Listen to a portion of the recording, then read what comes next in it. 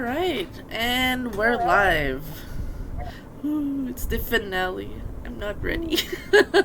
It's the sixth episode. We know it was going to happen now. Like, we expected when we started this campaign, we know it was only going to be a 6 session run, but we got here to the final sixth episode, and my heart is breaking. No. The last Mumu sesh of October, bittersweet, but I'm happy we're finally getting to the conclusions and wrapping up this lovely tale of not lovely, magnificent tale of death, acceptance, and learning to let go when it matters. So many things happened in the last session. I'm still reeling from it, and how we're gonna end this, what truly happens, I don't know.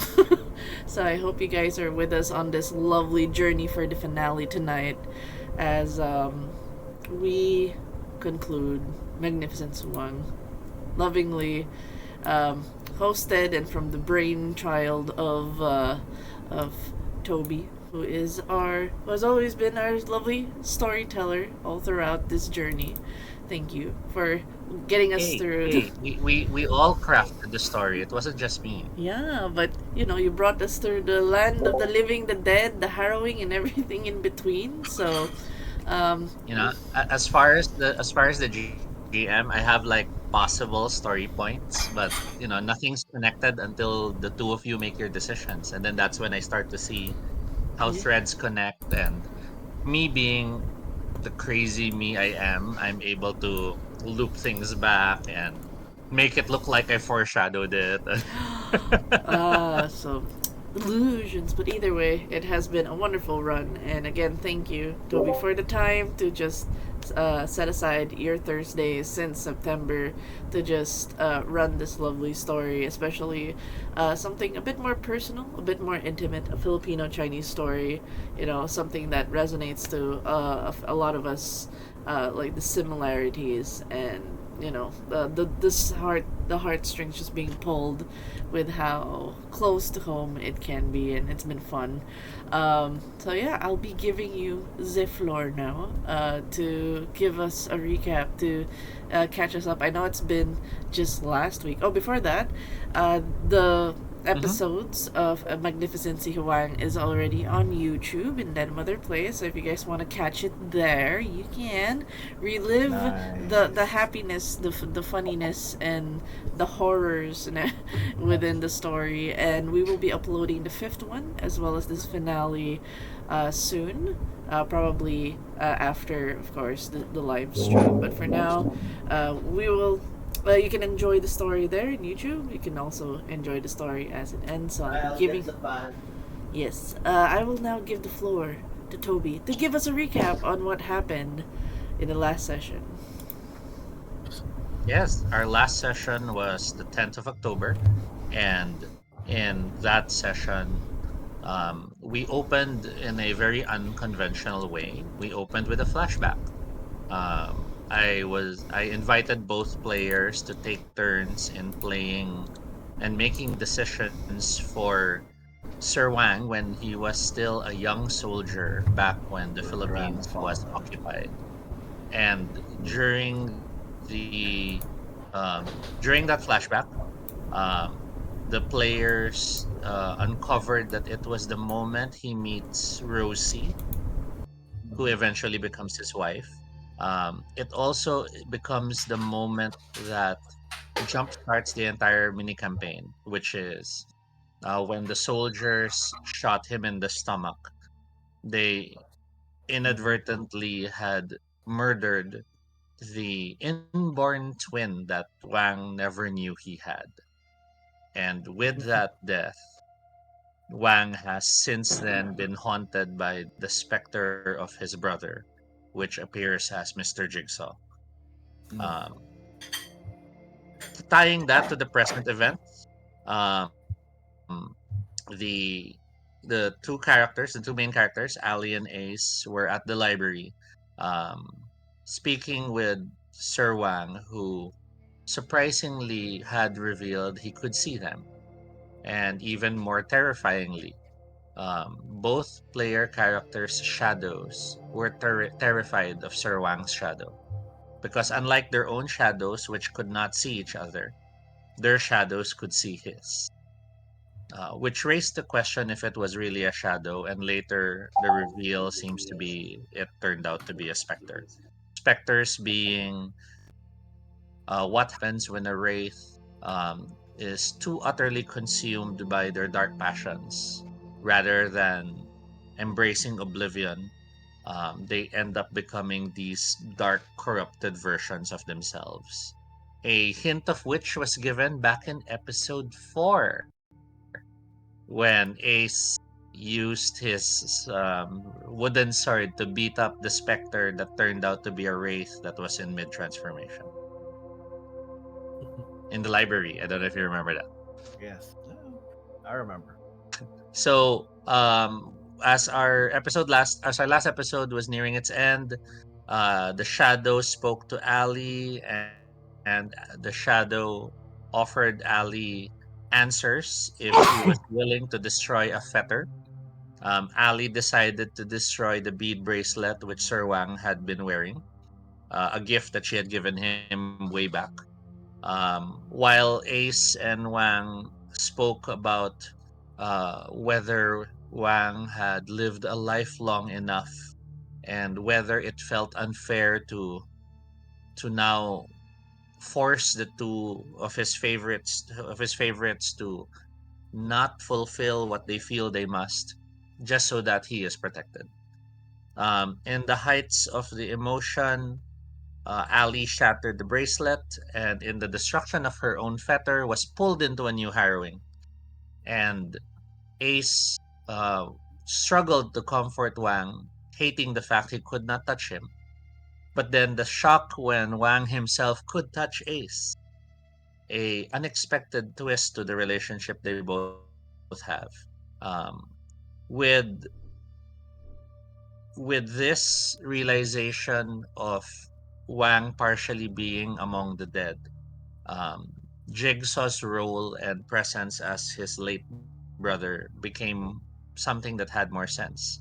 For it now showed why Jigsaw was consumed with the desire for his still living brother to find death. And now Ali, somewhere in a place called the Tempest, learns more of the answers and of the truths behind Jigsaw's presence.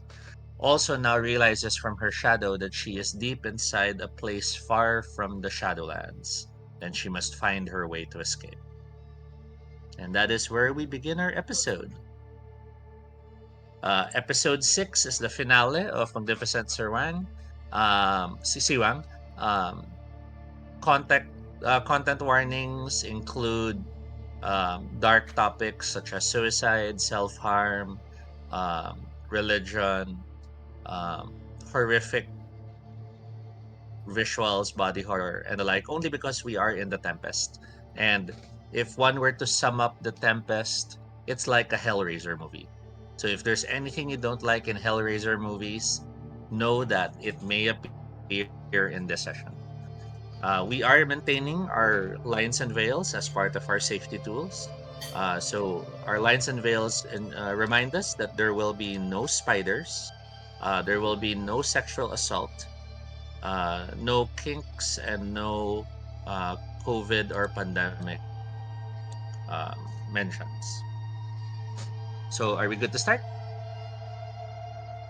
We are Yep. good. So this time we will begin with Ace. You and Sir Wang are staring at each other in shock as he's holding your face. I can feel you. You're you're cold. It's like I'm touching a mannequin or a statue. How is this possible? I don't know. It's never happened before.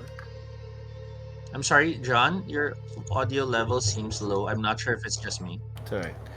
How's that? Yeah, that's much better. That's much Okay. better. I say, I don't know. That's the first time this has ever happened to me. Not that I've been doing this for a long time. I guess it would be strange if you had died before. He presses his hands firmly against your cheeks. Do you feel that? Sadly, you don't. I mean, you don't feel it the way a human would feel it. There's no sensation of skin, but there is pressure. I feel something, but it's not the same. I don't feel your hands. I just feel it feels dead. Like an object is touching me rather than you. Ali, Sir Wang starts looking around. Did you see where Ali went? Did I see where she went? No. I think I was too occupied with no. I'll be like, no, I didn't see where she go. I didn't see where she went. Wasn't she just here? Sir Wang seems concerned. He hurriedly leaves your side and starts looking around, checking if she's behind some of the shelves or something. What do you do to try to find your friend, or do you focus on something else? No, I do try to look for her. I look around. Ali, where are you? No roll necessary. Quick glance across some of the shelves. You don't see her. Hmm. You remember your powers as a wraith allow you heightened perceptions. You, I guess, you find a good vantage point. Whether it's a staircase or climbing up a bookshelf, that's up to you. But then you scan the surroundings with your heightened senses. See no one else in the room, save for Sir Wang, Mr. Jigsaw, and your Dark Father. I turn to my shadow and I'm like, do you have any idea where she went? I have many, but Uh, since you see me as someone you'd rather never trust, I don't think there's a point in me answering your question. I kind of have like this disgusted look. Like, I'm asking you now, aren't I? He looks at you, and as he stares at you, please roll 3 dice. All right. Go. It's a bit warm today. 4, 5, 7. Thank you. He stares at you, the darkness rolling around him like a smoke that keeps rolling in place. As he mutters, "Whenever you show your anger, I cannot help but smile. Hmm. I can help you if you will finally let me."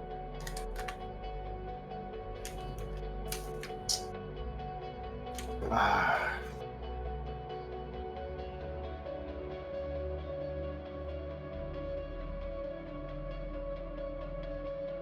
It may come to that. I go back down first to my grandfather. Hurrying down the steps, you see Wang head back to you as well. He doesn't seem to be in the library. You think you think our discussion made her want to leave, or did we say something that terrified her? No, I think she seems to have gone somewhere before. I don't know, maybe her ghostly abilities or something. I'm not sure. Abilities. You mean after death you find yourself gifted with some sort of powers? Yes. Well, for ghosts or whatever we are, wraiths, I don't know. Fascinating.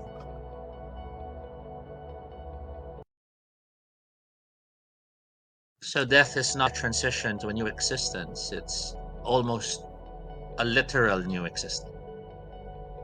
For some of us, I mean, other people who die pass on. There's not a lot of us. That means to say only some of us stay, while Phone others. rings. Oh, Yeah, go on, go on. Sorry. no, that's a good cut. Phone rings. Phone rings as you're talking, and Sir Wang motions you to wait for a moment. Looks at the phone and makes a small face. Looks at you. It's your father. Mm. Dark Father looks at you. See? Whether it's him or me, we are always fonts of possible information. Hmm. Should I tell him I could see you?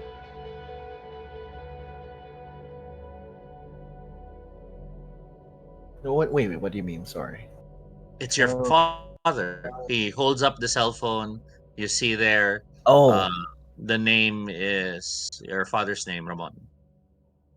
I I go and say maybe not right now. Might not be a good time. Takes the phone call. Ramon. No, no, don't worry. I'm fine. I'm fine. Sir Wang starts walking a bit as he's talking on the phone. Jigsaw stays, however, and looks at you. And as he looks at you, he leans close and tells you, "Aren't you a very obedient little puppet?" I look at Jigsaw and I'm like, and aren't you overstaying your welcome? The irony of that statement coming from you just brings delight to my dead bones. Hmm. You've embraced the role so much. It leans closer and whispers, "You actually think you're a stan."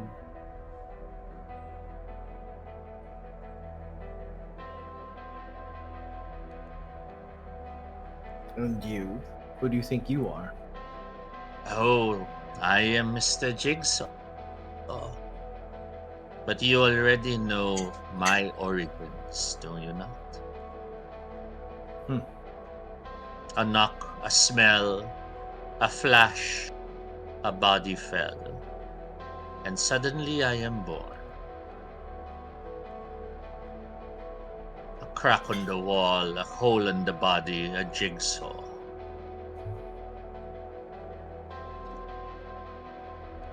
You, you wonderful little puppet, you. Hmm.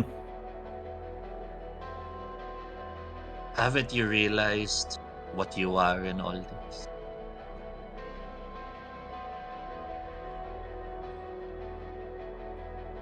I have no reason to trust what you're saying. Leans very close, almost uncomfortably close. You draw the sword and preparedly, Right. instinctively. Yep. Are you certain you're not just Wang's Haraway?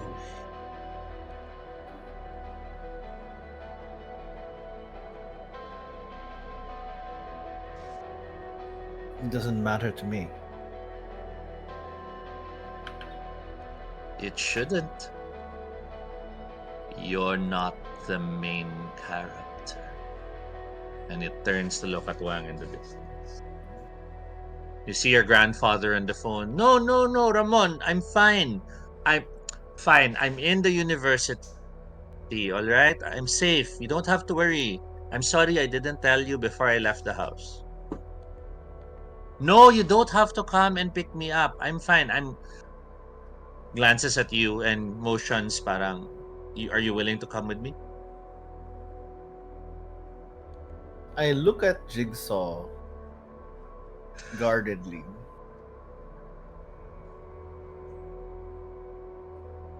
I snort and then I walk towards my grandfather. I'm a bit happy Denma didn't see me do that face. You'll just have to watch the recording. Yes.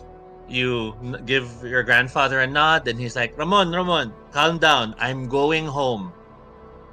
There's more I have to tell you. It's incredible. But I'll be headed home now. Stop worrying. No. I'm not alone. I mean, I'm. It will make sense when I get home. He turns off the phone, and your dark father beside you tells you, "What does that mean? What did it mean that you are its Harold? That doesn't make sense. I am your shadow. Or have I been only created to think I'm your shadow?"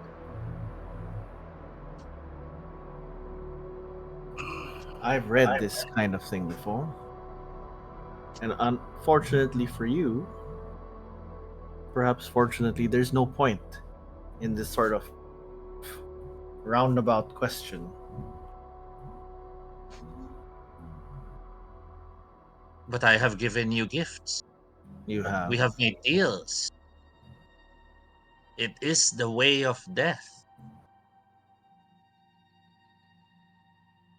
Ace is suddenly bemused at this rather strange setup that he finds himself in the position of what? Do I have to reassure my own dark shadow that he's real?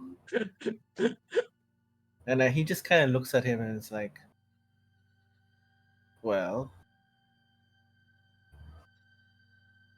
I suppose that's your problem to deal with. As far as I'm concerned, I am who I am, and that's enough for me. Now, come on. We have a life to work out. The dark father nods and disappears, becoming nothing but a shadow again under your feet. Mm. In the distance, you see Wang motioning to you. Come on, Ace. Ali will just have to follow. Ramon's worried. It's best we head home. Okay. So Ace walks to him and he kind of, while they're walking, he gives his grandfather a very quick rundown of like, okay, so there are a few things I need to tell you. This kind of thing will hurt me. This kind of thing will not. Please don't do this. So, just some general. Your grandfather snickers at one point. So Indai can hurt you when she prays. When she prays and throws salt at me, yes, apparently. I always thought she was the more religious one in the family. And as Wang continues forward, Jigsaw looks at you and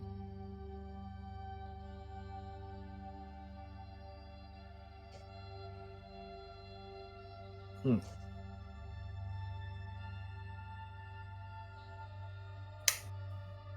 Irritating little man.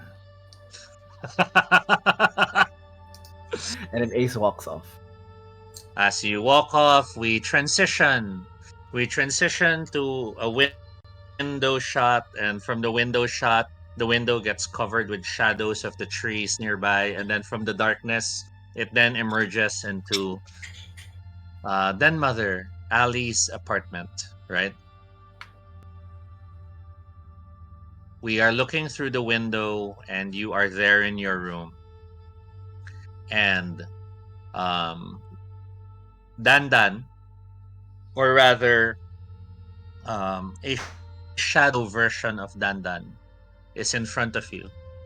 And this is just to recap in case you missed it.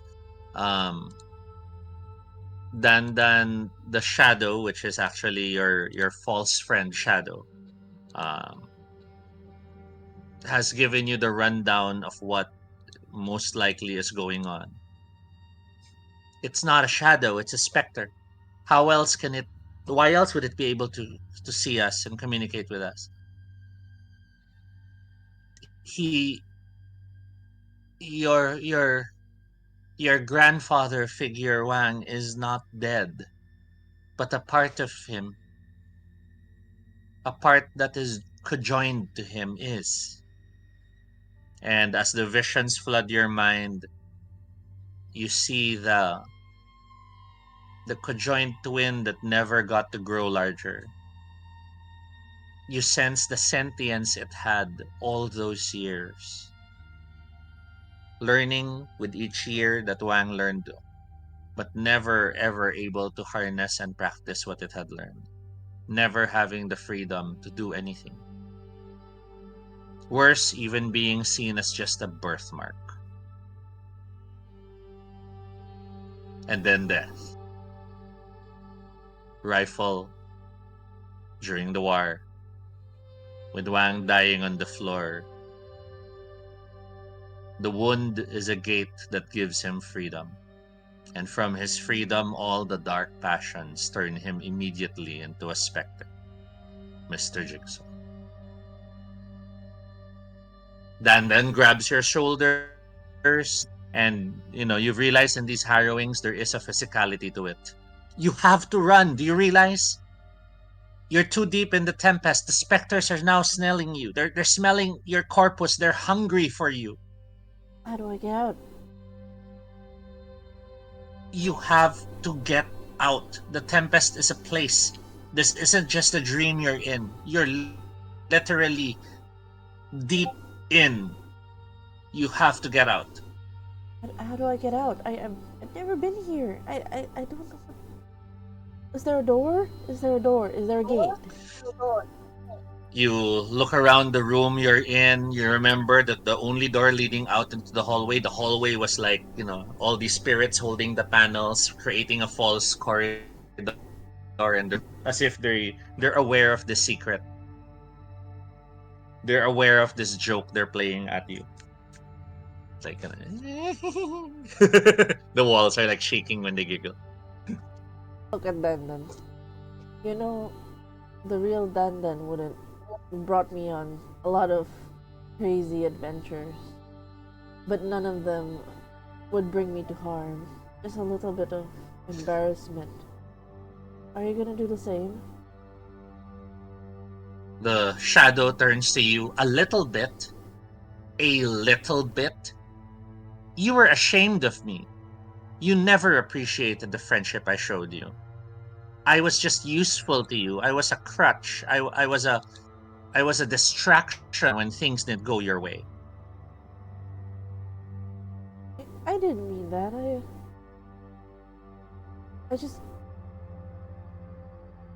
I was too busy looking at the past. You were too busy, greedy for what you deserved. Roll 2 dice, please. Going.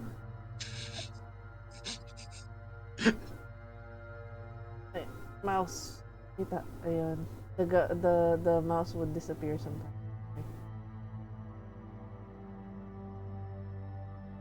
Five and 10. Oh no, you got a 10? Yeah. And a 5. Okay, 5's not so bad, but I'm afraid 10 is terrifying for this roll. Dan starts to look a bit more in focus. And lack of a better way to describe it, from PS1 to PS2 artwork. The features are a bit more defined. The skin is now more noticeable as she tells you, I will help you because I am connected to you. But you have to find your way out of the tempest. I can't help you because I've never been here. Yeah. I've always been with you. Yeah, wait, what did Ace's friend said about? Oh, he never mentioned about the tempest. He mentioned a gate. Things. There will always be a way out. I kind of look around. If this is my apartment, there should be a door. I tried to go. What other doors in the apartment other than the one to the hallway? If this is my apartment, there would be a door to the bathroom, a door to in hallway, bathroom. You kind of Is it one unit, or is it like a living area then a bedroom? around studio, yeah. It's like a studio. Yeah, so it's a studio type bathroom. So it's just the bathroom door then, yeah. or the windows. Yeah, there would be like a small little balcony kind of set up there if that's the case. Like, he kind of heads out there. You hurry to the balcony, and as you're heading there, you're shocked to see that it has chains keeping it from being opened. Somewhere around the room, you hear they laugh, as if they're watching as you're trying to escape your very room. Show yourselves. Who are you? This isn't a game. It is, tells you. It is to them. Tell me what you need. How do we break these chains? How do we get out of through here? It's your nightmare. Tell me what you need.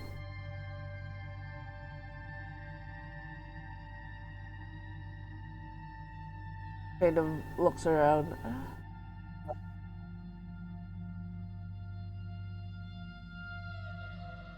I just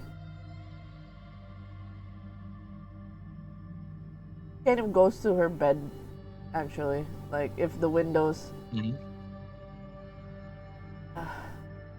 She looks around. If this is her room, there would be like a laptop where she does her grading on the side. Like, there will be a small desk and a phone. Okay. You get to the desk, you see the laptop and phone is there. When I click it, does it turn on?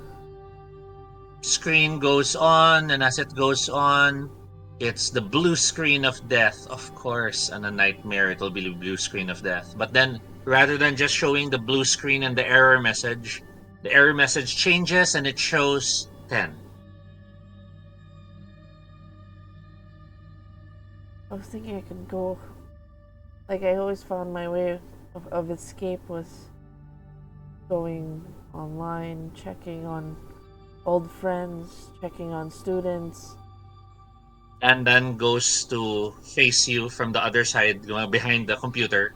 She leans on the screen and stares at you. I'm not asking you in a metaphysical sense. What do you need? I can give you objects you need. It's been always our relationship. And as she's telling you this, you start to recall there's all these small moments when you were worried the dog would hurry back and hand you something. When you weren't sure where to go, the dog will suddenly nudge you towards and show you where you could find the object you needed. Dandan's still your dog. She goes, where do I need to go? I just need a way out. If they're closing the windows, if they're closing everything, I'm stumped. I don't know where to go. I need you to say it. What do you need? A way out? A knife? A gun? Oh, like an object. Choose. A door? You see Dan exasperated, and the screen you see the number 9. You see it? A door? A way out. Dan stares at you. You're being metaphorical this time. I can't give you a door. Who carries a door in their basket? She looks at you, frustrated. And then she stares at the door outside, and you hear the corridor. And go silent. Ali is just as confused. The screen goes 8. Ali and player is confused and don't know what to do. That's fine. Does the player want Ali to roll it? Yeah, sure. Does the player want player assistance? Yeah. Like, help me. I don't know, you can ask for an axe. Or like a... Or wire chain cutter. Or like, wire cutters or pliers. Character-wise, she's not like gonna think of destroying things. Exactly. So she's like, Good point. a player would be like... A key. A key would work. She starts looking around for like You- where she usually puts her keys. Well, the chains are padlocked, right? So A key could work. Yeah. So you ask for the key. I actually, because like she kind of forgets, because she in her mindset she always tries to do things on her own. She's gonna look around for keys. Where did I put it? Where did I put it? Where did I put it? Dandan stares as you lift the pillows, open your drawer, pull a cabinet. You're trying to search for anywhere a key might be placed. At one point, when you open the cabinet, something squeezed back into the clothes to hide from you and giggled. At another point, you shoved open the cabinet. It separated from the whole mechanism, and for a brief moment, you peeked at something hiding inside that quickly pulled it back so that it doesn't fly out.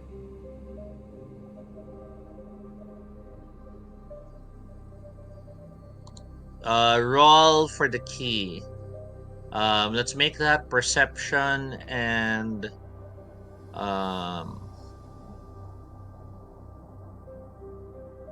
I guess awareness will work.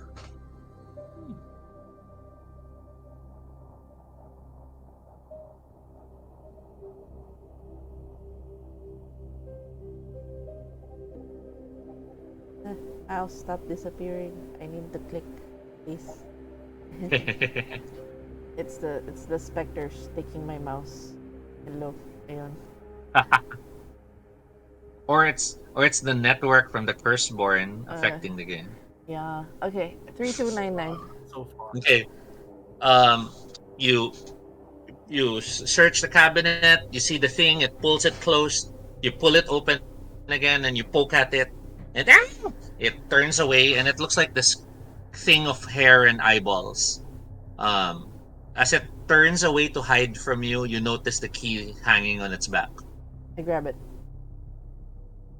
Snatching it, the entire creature flies out of the cabinet with the key because of the chain connecting to it, and suddenly it's a stuffed toy. It's a teddy bear.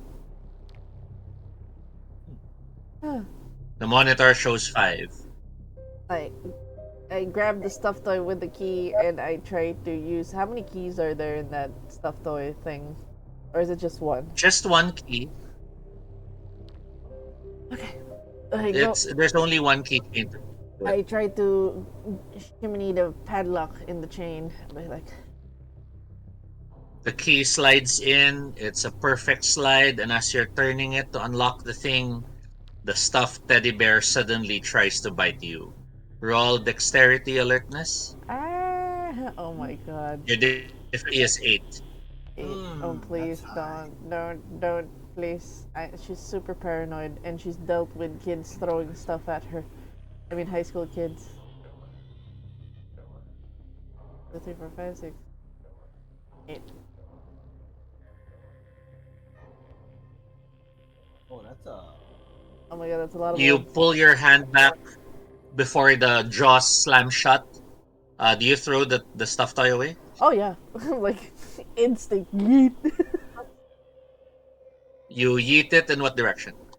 the- Bathroom, door, window, just so that I understand. I will throw it. Oh no, open up. Because, like, she's not gonna think. She's just gonna throw it.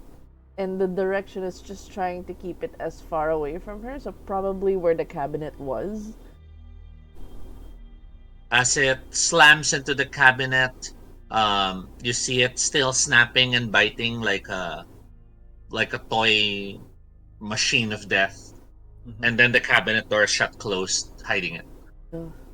The padlock hits the ground. Dandan looks at you. It worked! And you see Dandan pulling on the chain as well.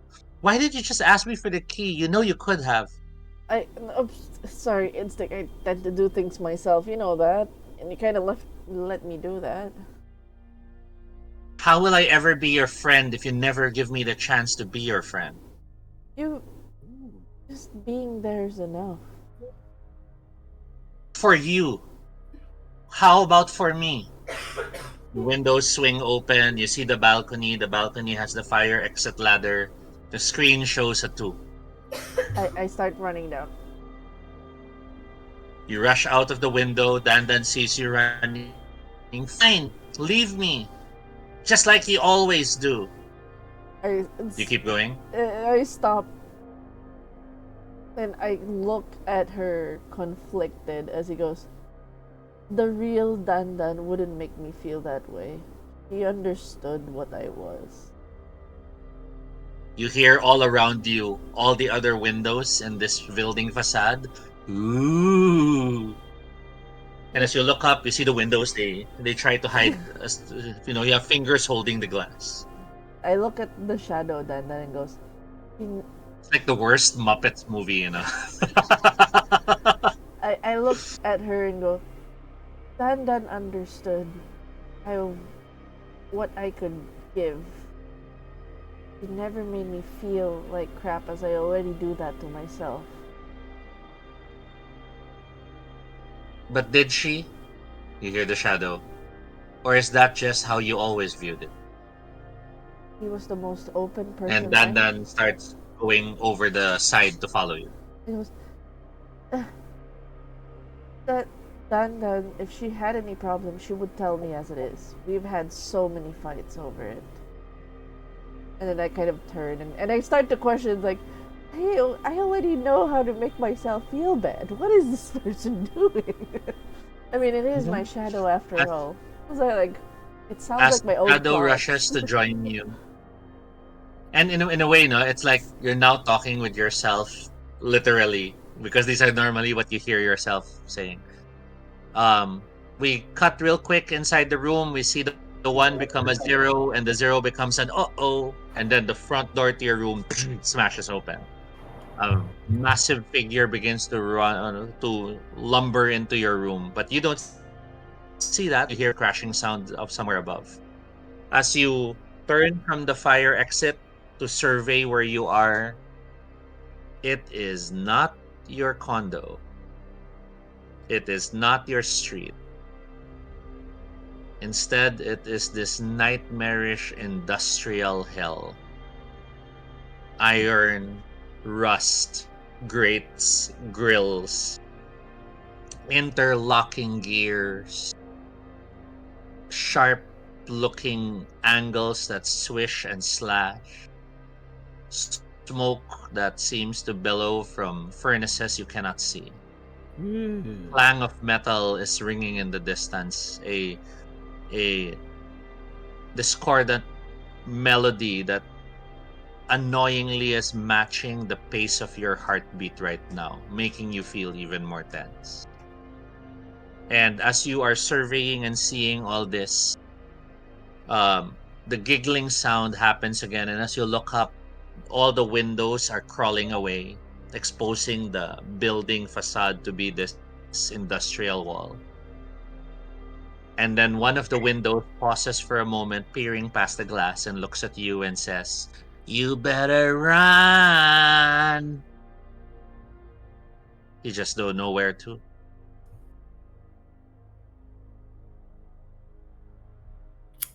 Dan gets to you. Up or down?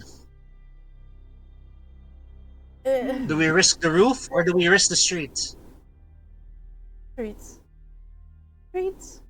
She nods, and the two of you are hurrying down the ladder, the fire escape ladder. You realize as you're moving, your shadow looks terrified. It's gonna be okay. It's gonna be okay. We're gonna get through this. She stops and stares at you, her face a bit off, and then she smiles. In case you're in trouble. And suddenly she offers a blade. It's like a small knife. She's holding it by the edge side, offering you by the handle. We don't have to. It's okay.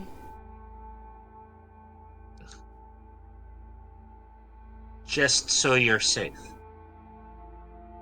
I've never fought before. You know that I'm non-confrontational. Well, you've never died before either. I take the You blame. hear heavy lumbering pounding sounds upstairs. And as the two of you look up, you see the hole in the wall, which was your window earlier. A dark thing is inside. It's hard to see from your angle. But with each step, you feel the wall and the fire exit you're standing on shake. We gotta go. And as it stops by the window, you hear it mutter. Sorry? Were you motioning No, a player? no. I was like, we gotta Okay. go with the For a blame. moment, I thought it was like sound cut out, sound cut out. No. I thought you were That was motioning. like, You hear the voice emitting from up there, and it calls out, Amalia! now that cut off. I just heard Amalia, so I'm like, okay. Do I recognize the voice? No, or it just sounds different. You're not sure if you want to. Do you spend time trying to place or do you leave? Run, run, and run as far away as possible.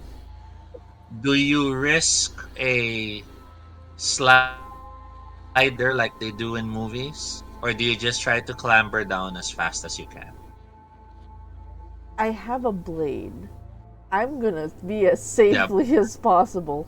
I don't want to do anything risky. So you, Yeah. there's the run, stairs, run. Yeah. You hurry and you're probably 3, 4 flights down before the thing starts shoving its way through the window.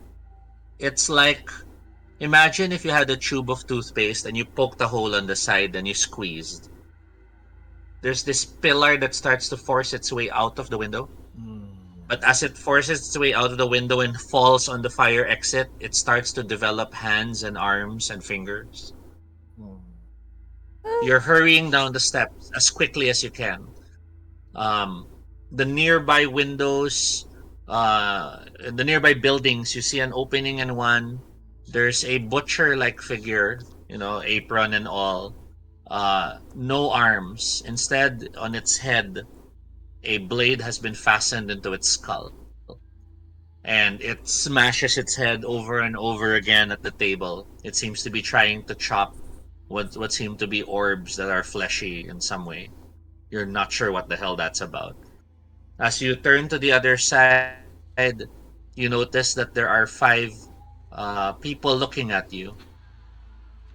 Only for those 5 people to change angle as you realize their heads on a tray. And the person holding the tray is dressed in an almost 1940s housewife.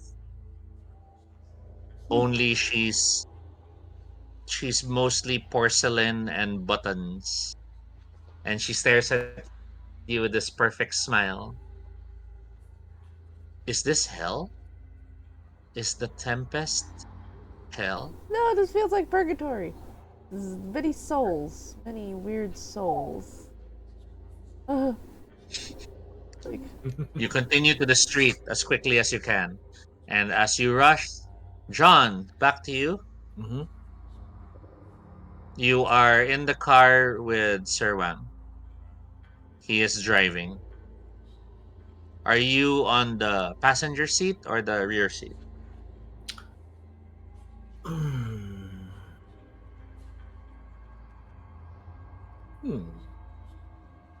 I'm in the rear seat. Sitting there in the rear seat, Jigsaw is on the passenger seat and he's like arm on the chair looking at you.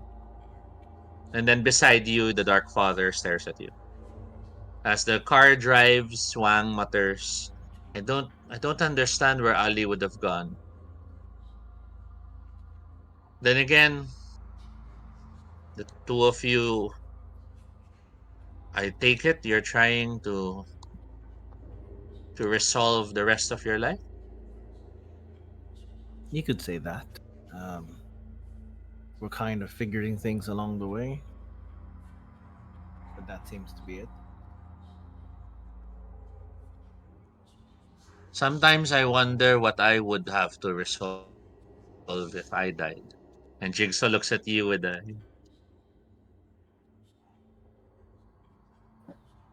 I've always been worried about the school. Your Mm. Lola Rosie and I,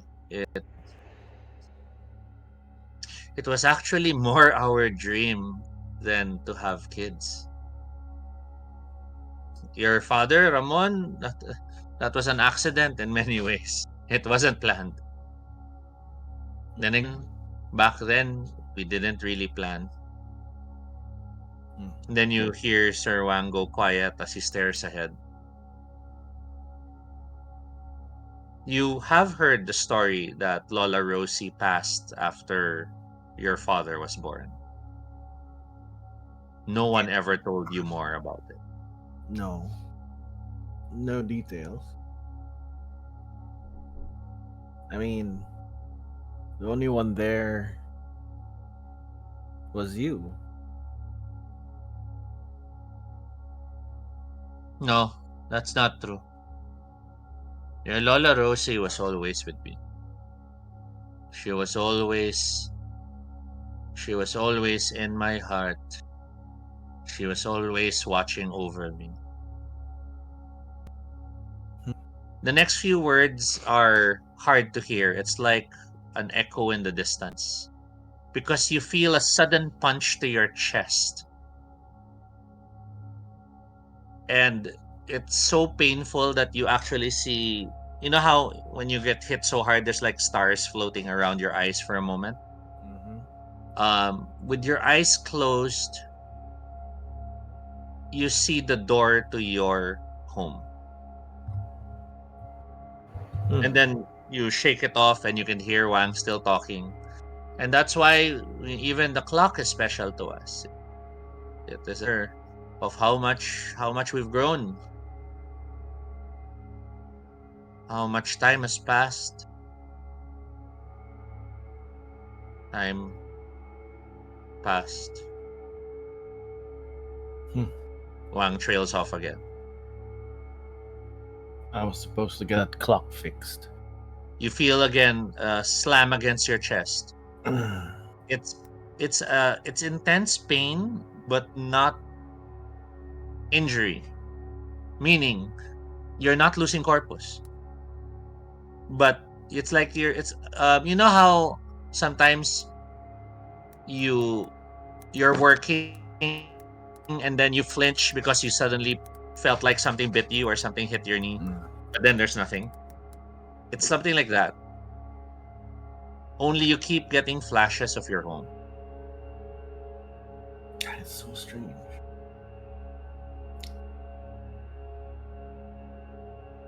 What is going on? What did you just say? I turned to my grandfather. I'm like, what did you just say? I can't seem to hear you when you're talking about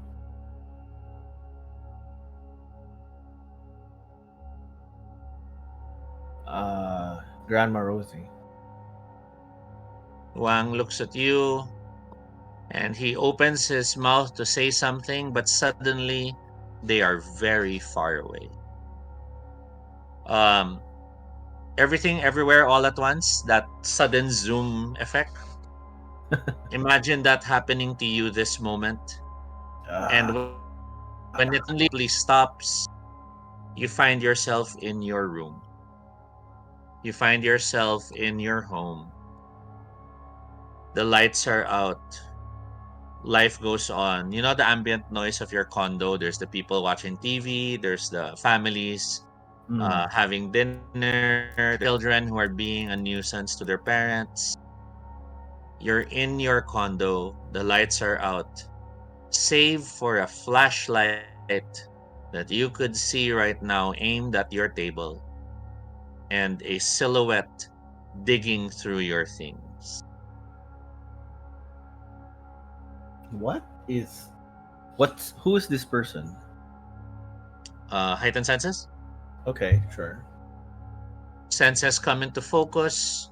I'll have you roll. Sure. What am I rolling? Heightened senses is on the sheet. Perception alertness, difficulty 5. 3 plus. Okay. So 5. I roll 5. 7, 4, Nice. 10, 10, 1. Yes. Eyes come to full focus. There's no doubt who it is. Peter Pong, despite the stocking he's wearing on his head.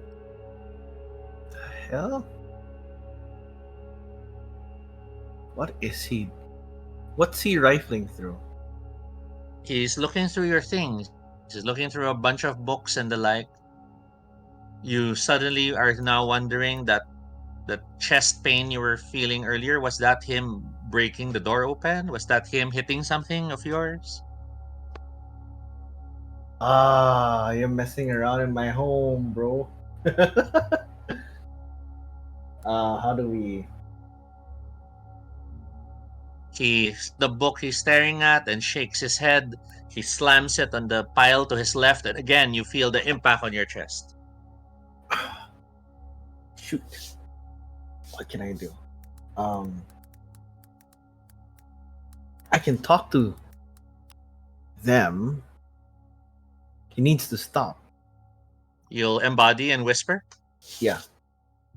Charisma embody, it will cost 1 pathos point. So charisma and 2 dice. 5. Your dark father reaches a hand out. Are you going to let me help you? Wait. I'm offering 5 dice. Yeah. Ace goes, wait. Fine, 4 dice. He's gonna try to talk by himself first and see how that goes.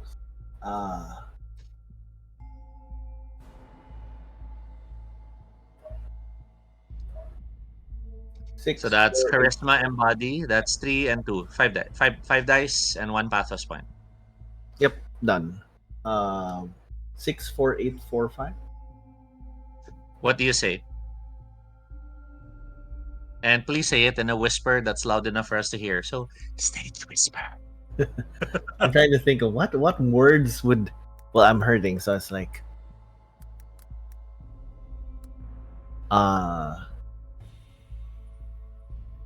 I just say stop.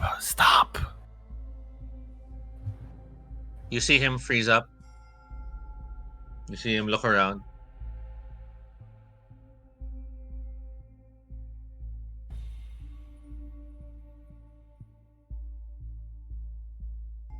You see him reach into his ear and pull out a Bluetooth earphone. This You see guy. him staring at it.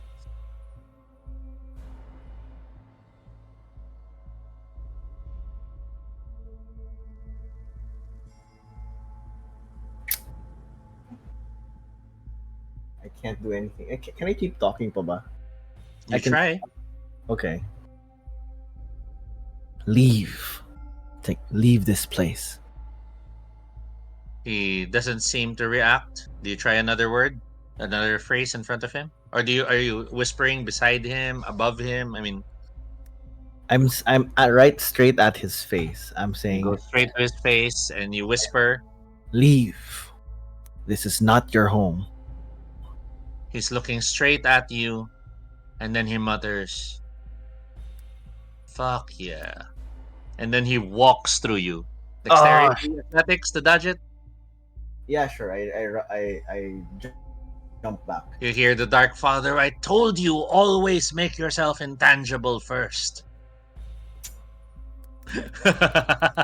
Okay, so Dex Athletics, I guess. Yes, Okay, 4 dice. come on. 3896. You backpedal fast enough, then freeze before you walk through the wall. As he walks past you, and as you follow him with your gaze, you see him go through your cabinet. Your cabinet has some of your trophies, your medals. You never really cared about them, unlike Ali. Your As far as you were concerned, the more important thing in your condo was your journal. Which he fortunately has not found. You see him go to that cabinet and you see him looking and you hear him mutter, has to be something worth money here. Maybe I can have these melted. I am more getting so Ace is getting really irritated. He's like, fine. Um, I will use Phantom.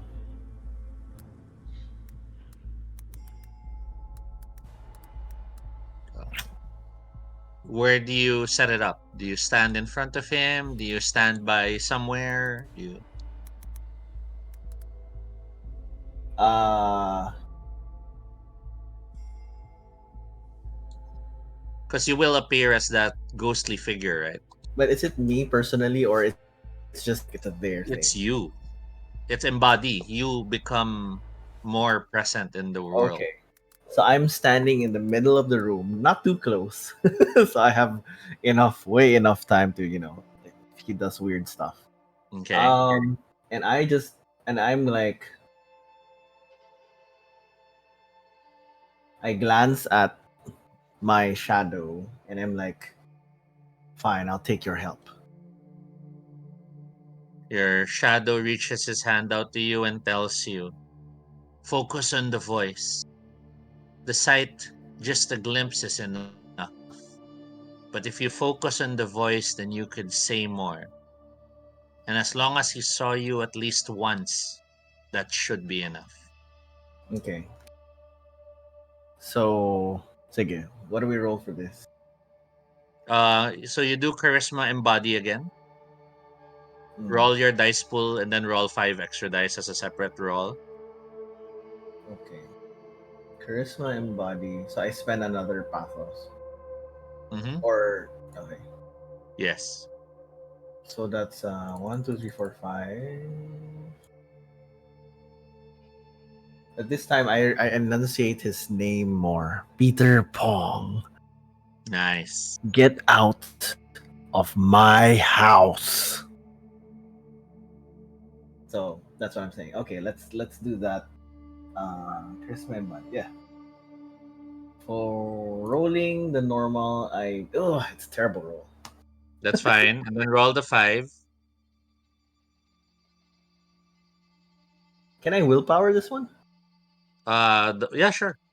Sige, I'll add to this one willpower. Spending one. Um, there. So 10, 5, 4. you have a total of 3 successes. Plus one. As you breathe out the words, just so you know, as a player, whisper allows you a short sentence per success. Ah, And that's why you were struggling to talk whenever you used it. okay, okay.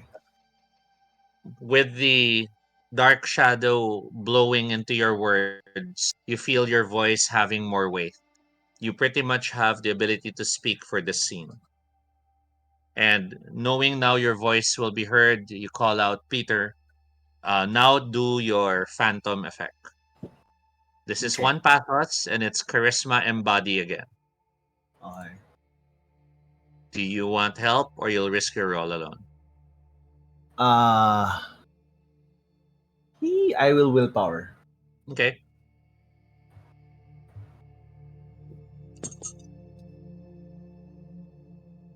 Difficulty is 7. 9, 8. As you mutter Peter, he turns to the sound of the voice. You see him mutter a little bit below his breath, Ace? And then as he looks directly at you, you see yourself become brighter with this white glow. This hazy, translucent white glow is emanating from within you. Mm, And you see from a nearby mirror your own reflection.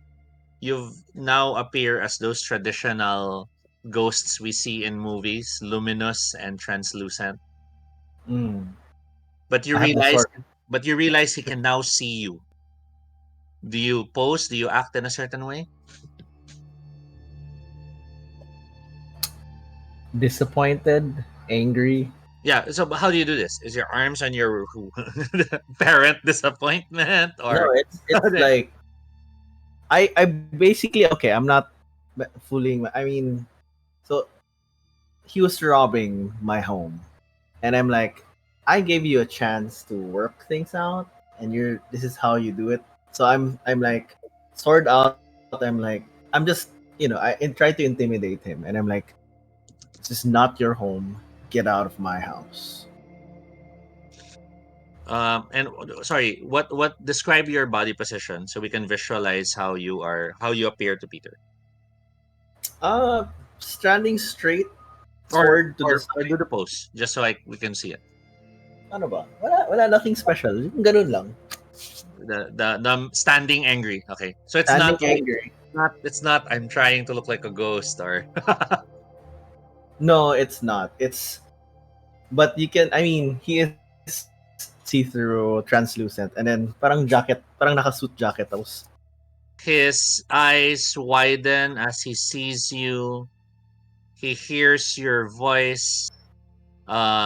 He now has to roll. Please roll for me. oh, sure. Roll 3 dice. Eh, 174. He stares at you, and as he stares at you, his eyes, the whites of his eyes, grow larger. His eyes seem to shrink. His mouth falls agape. His body starts trembling. He staggers backwards, falling into the seat of your chair, still staring at you. The it almost seems catatonic, but his eyes are open. Normally catatonic, the eyes are even closed and stuff. Yeah. Ah, come on. The dark shadow looks at you and smiles. You got it. He's seen you. Now deliver the last best line while your voice can be heard. And I'll get back to you because I jumped back to Ali. Okay. Ali, you land on the street, and as you land, bing! The metal plate beneath falls off. You are standing on the grate of metal. You see the multi-level below you. There's like 20 more stories of foundations and metal mesh. You could see tracks which are carrying what look like mining carts, and they're filled with what seems to be mannequin pieces, or maybe they're not mannequins, but you're happy you couldn't see it that clearly. Um, on another side below, you could see three people who are um, riveted together, and thus they move in unison to drag this cart with them that's filled with dolls' heads. You feel hands grab you, and you see Dandan, and she tells you, "This is the Tempest. It is far, very far, and the labyrinth separates this from the Shadowlands. We have to get to the labyrinth. We have to find our way through it. That's the only way we could get back." Can I determine, since like they've been shady for a bit, is this the truth? Is there a way to suss out? Because I remembered I'd be teleported if I remember, things of sentiment to me. Normally, there's a roll. For the player's benefit, I won't even let you roll anymore. You could sense she's terrified. She does not want to be here. Surely there must be some way. Like, can't I just connect to one of my fetters? Try to think of closest thing to home. That's exactly the problem. We're too far from them. If you get consumed here, you might not head back.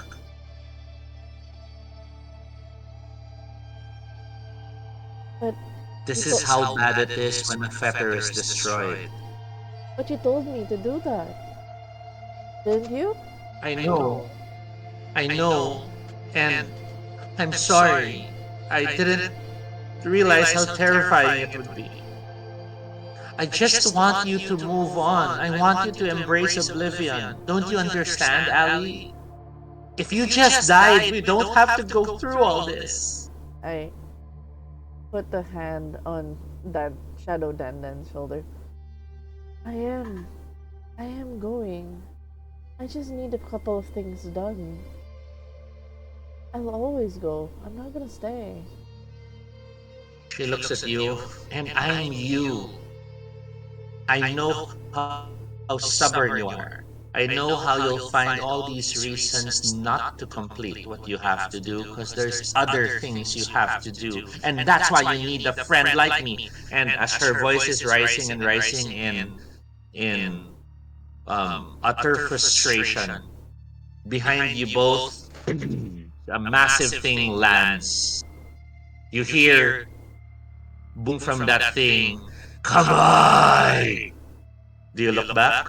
Nope. Or do you start running? Nope. I'm running. I nope. I make a bolt for it. Is this an anime run? You grab Ali's Dandan's hand and you just drag her with you. Yes. I'm not here. I'm like someone's calling me in my full name. This is bad. I'm avoiding the chanclaw of death right now. So I'm just dodging.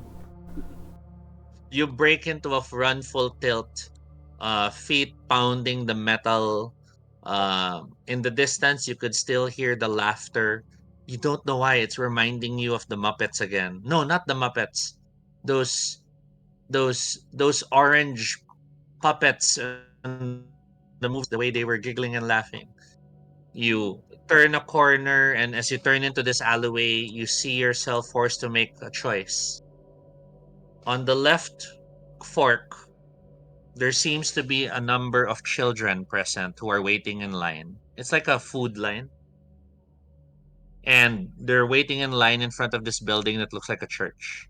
Only the church is standing on the steeple. So it's like precariously balanced upside down. On the right path, you see that it from the metal grill becomes a road of tombstones. Those stones with the dedications and stuff. And it branches in a downwards area that seems to be some sort of garden. Which one do you go for? Garden feels safe. I like garden. Turning away from the kids, you're starting to rush across the rocks. As you're hurrying on the rocks, Dandan risks a glance backwards while you're dragging her, and as she sees it, by the time you are in the garden, you see the archway and the gate. The two of you rush inside. Um, you don't hear the heavy lumbering behind you. You feel you've outrun it. Where do you find shelter for now? Is there like, because I kind of want a spot that allows me to make a run for it, like just enough for reprieve. This garden, is there a pathway? At least like there's a greenhouse of sorts, or like like that kind of archway with all the trees, yung parang gazebo style. Like she'll probably look for like a spot like where she could sit. You find what seems. You hurry to it. As you hurry to it, Dandan follows you, limp. Does not resist. As you get to the cover of the gazebo, instincts kick in. You're. I don't need to breathe, but I'm catching your breath from the run. Dandan turns to look at you and has that. The thing was massive.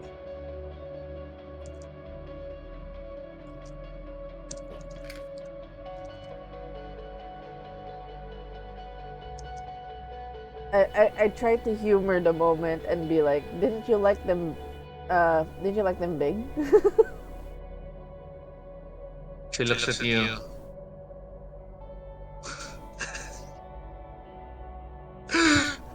We have to find a way out. There must be some way. There must be some way we can sense, like, the closest connection. Maybe a call for help. Paul, what do you need for the call? Tell me, it might work. Is there a way to call Ace? Is there a way to call Sir Wang? You see her shaking her head. I need you to be very specific. Ace's phone? Sir Wang's phone? Well, maybe less specific. It only works when you ask for it. It's like a genie thing. What's a valid connection to Sir Wang? You want me to give you a... Oh, She reaches into her bag, pulls out a cell phone. Perfect! okay. I will try to. She hands you the phone. And you could see in her face she's also, will it work? Will it work? Will it work? I try to dial Sir Wang. You start pressing the numbers. The numbers go in, and you see the name appear. What does his name appear in your phone? Sir Wang. That's it. You see Sir Wang's name appear. You press send. Hold it to your ear. You hear the clicking sounds, the connection sounds, and then the phone rings. And as the phone rings, we cut to you, John. Are driving. Okay. Jigsaw looks at you and Baby. Wait a minute, Jigsaw? I was about to. Flash. I'm just going back to the scene. The the sudden pull, the everything everywhere all at once moment, Right. and then you in that place. Peter Pong staring at you, your ghostly form. Him terrified, sitting down. Your dark father turning to you. Say it. Say the line that makes the jerk leave. So I was trying to think of what to say specifically in Chinese, and I realized kulang yung language skills ko. Like kulang to say specifically what I wanted. But anyway, it in Chinese, which I know he'd understand. In Hokkien, I basically call him by his name. Like, Peter Pong, this is not your house. Get out. Except in Hokkien, so I'm like, leave. You see the terror in his face. You see he rises to stand up because the terror hits him. But then his hand pulls out and a pistol is trained at you and it's fired. The thunderous roar of the gunshot. Do you spend pathos and turn intangible? Or do you just let it hit you and pass through?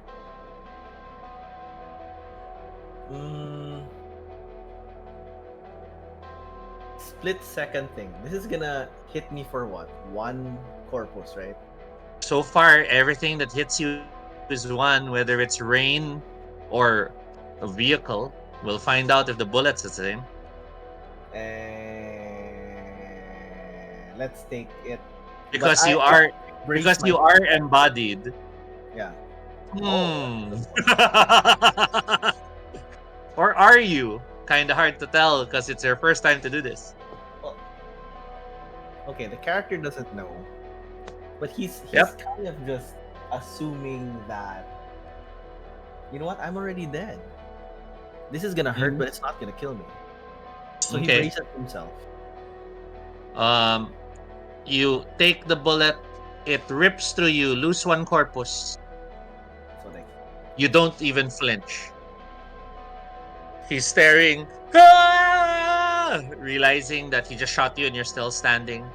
And as he starts rushing for the door, Um, there are sounds of footfalls and yelling. And as you see him kick the door open and run out, he hits the ground. He even trips on his rush out. You Mm. see some of the neighbors appear and they're bringing with them mops and, you know, rolling pins Element. and shoes. And many of them start attacking Peter because they found the thief. Ah. They found the thief who has been messing up the neighborhood. And while that's happening, you feel the rush of emotions swirling all around them.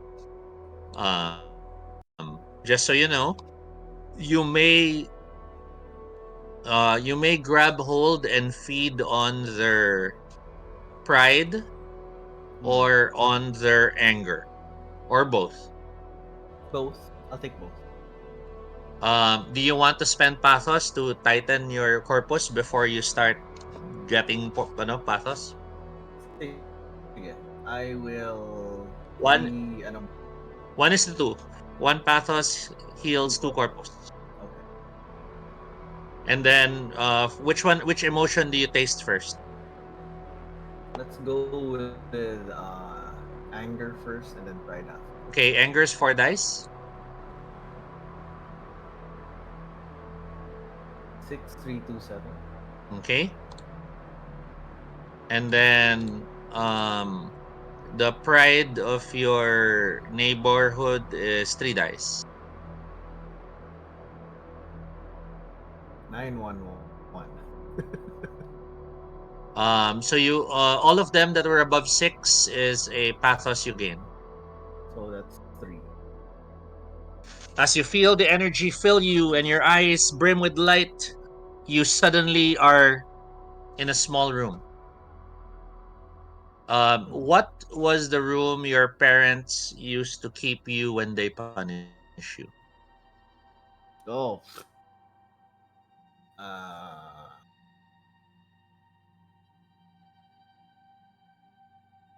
Or was hmm. it more doesn't matter what room you stand in front of the wall Yeah, or I would say it's. I guess it's like for him. No, no specific room. It's just like you're in this room. I'm scolding you. Stand in that part. Yeah. okay, you are suddenly in the corner of this very room. It's like you're teleported to that distance and you're staring at yourself.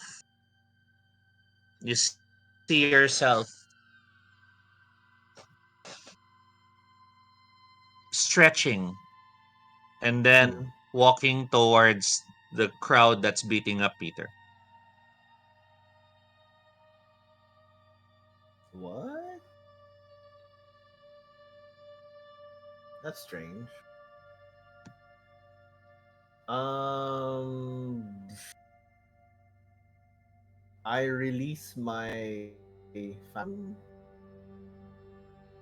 You try to release your power and you really realize in horror you can't feel your body. As you look down at the floor, you realize you're floating in that corner. You're not touching the ground. And as you Great. start to try to arms, it's like everything's so heavy. You know that feeling when you're having a sleep paralysis moment? Hmm. Then your neighbors start screaming in shock as you see yourself grab Peter Pong, Oh shoot. drag him up with your arms. For the viewers, they all see Peter just floating. They don't see you. But for you, you Oh. see yourself and you hear yourself with the voice you use when you get very angry. Never in my room! And you slam him against the wall. You slam him against the wall. You slam him against the wall. I You try see the to. neighbors are all staring and screaming. Oh man. I try to start moving, like again, sleep paralysis. Like the end, the very edges of my toes, fingers. I'm like, this is not. And I'm just trying to reassert control over myself somehow.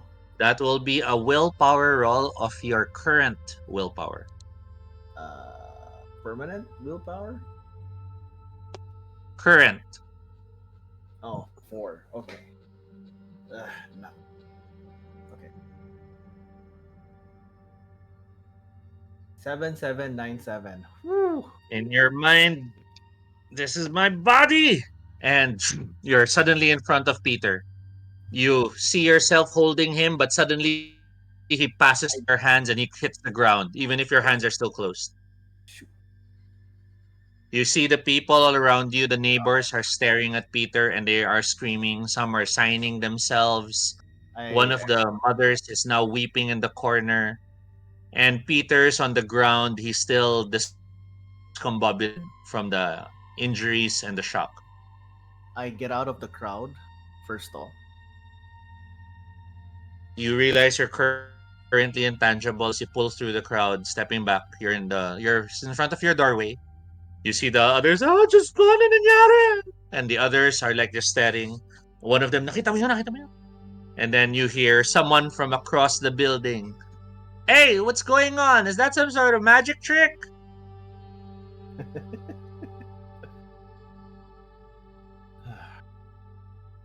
Peter stands up, looking around, horrified. You could see blood caking his mask. It's dripping through the eye hole, it's crossing down his neck. What a And he hurries down the hallway running. The neighbors are now too stunned to follow.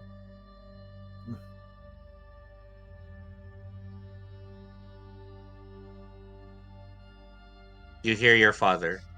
I'm sorry. I think the anger got the best of us. And look at him suspiciously. Like, yeah, I suppose it did. I mean, it's what you wanted to do. Or I wouldn't have done it. I wanted him out of the house. I didn't want him dead. Well, he won't come back now, would he?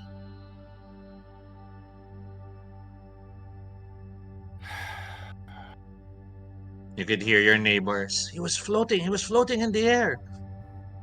It was almost like he was hitting him against the post. And the woman, baka si Ace yun, Diyos ko.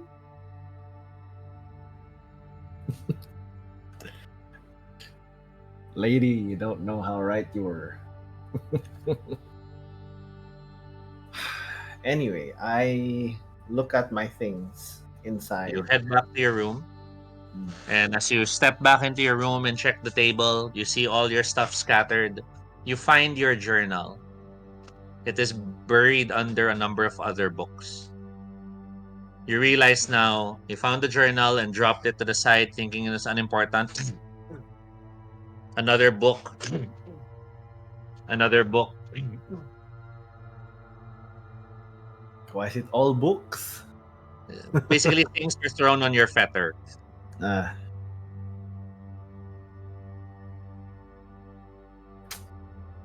see. Okay. We need to put that somewhere safe. Can I touch my own feather? You approach the book and you reach to touch it.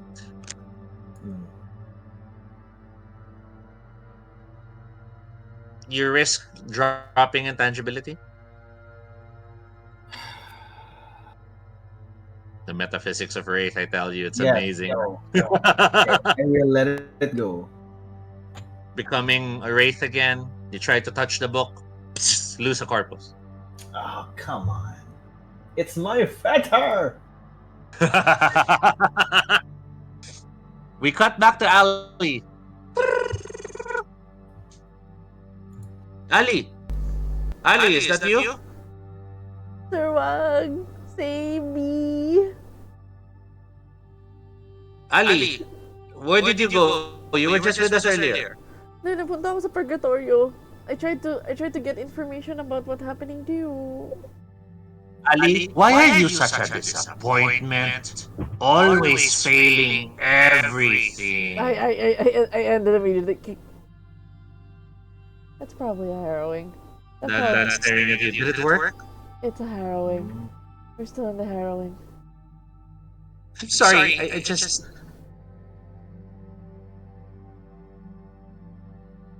There has to be a way out of here. I mean, we're not the first ones to ever fall into the tempest, right? Yeah. I kind of look and go, I know we're too far. At least the concept of things, we're too far from anything, but maybe if we think really hard of things that connect us to, it'll be like a beacon, like a string we can follow. What fetter do you try to invoke? My comfort place, the Tudor house. I try to think of it. What's its rating? Looks at sheet.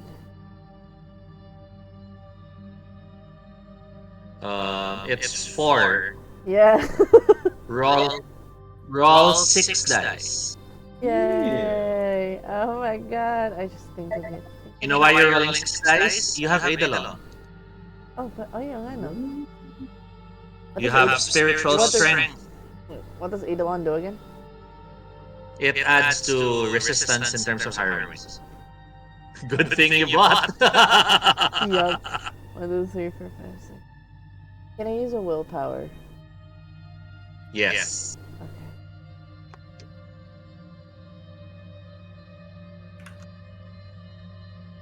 7, 1, 2, 10, 6, 8 plus a willpower. You reach out, you imagine the place. In your mind's eye, imagine a camera that is slowly zooming into the tutorial house. And then as you continue focusing, suddenly the tracking shot is now inside the tutorial house. And as it's moving through the corridors, you see the whiteboards, the shelves. You see Memeng currently is with some kids. They're street kids who normally can't afford the tutorial house, but at late nights they're allowed to.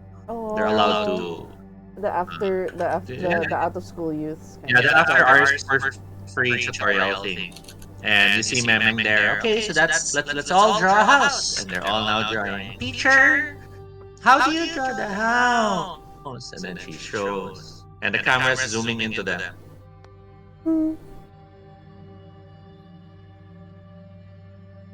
That's cute. Memeng looks up, and you see her looking straight at you, or the camera.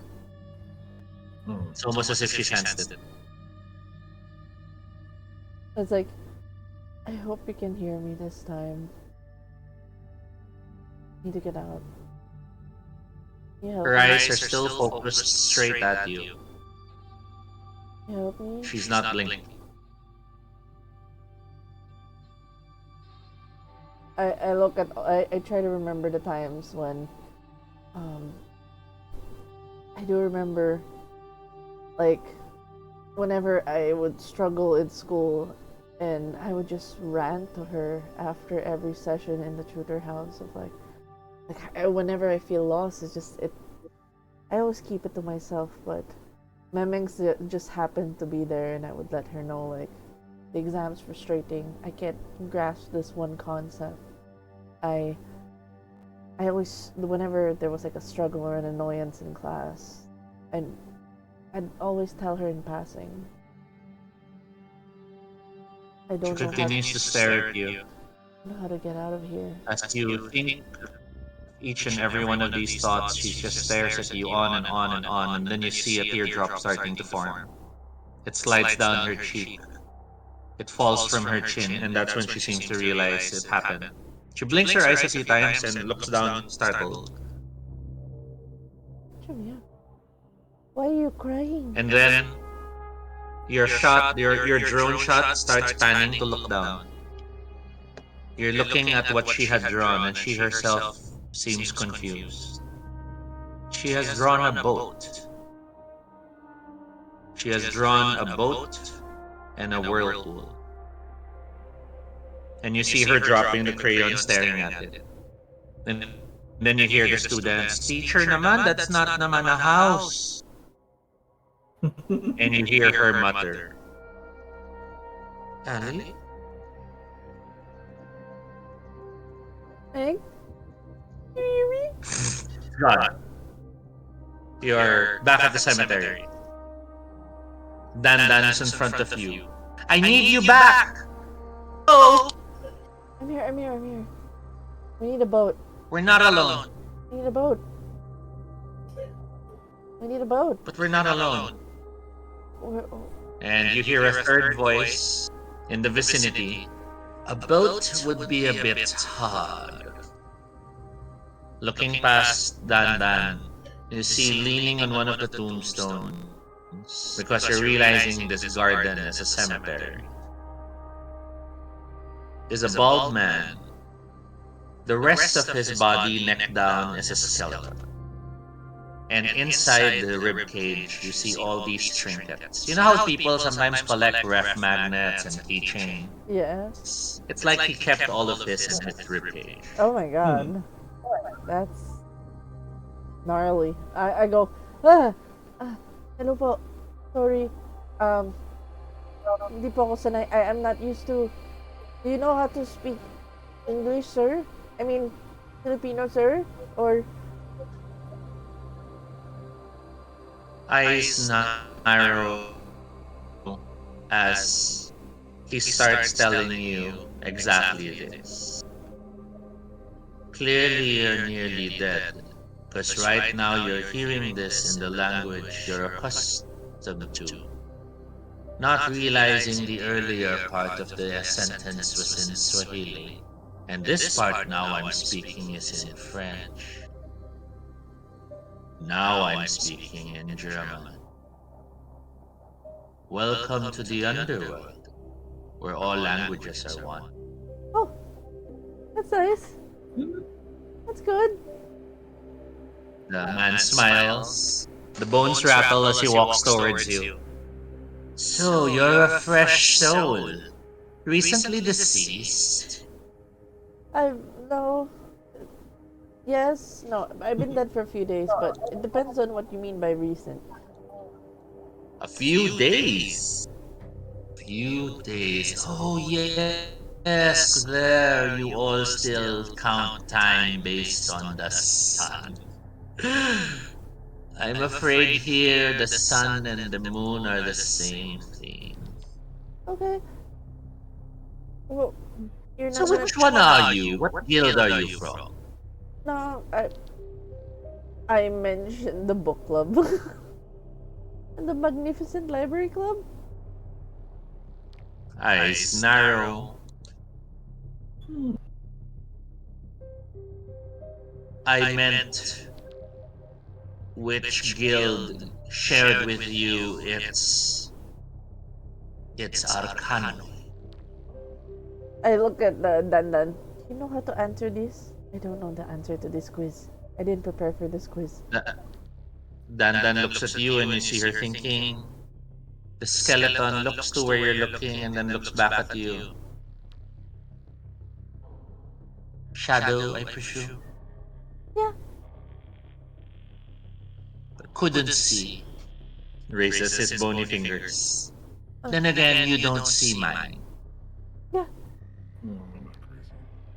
You see it glance to the side and give a nod as if someone was beside it. Dan looks at you. "Artificer." I remember that's what Harun mentioned. There was the guild known as the Artificers, and they were the ones who were skilled with inhabit. Artificer po. Yes, I see. You do have the jet black eyes associated. Sorry, I do see you have the hints of the guild mark of an artificer on you.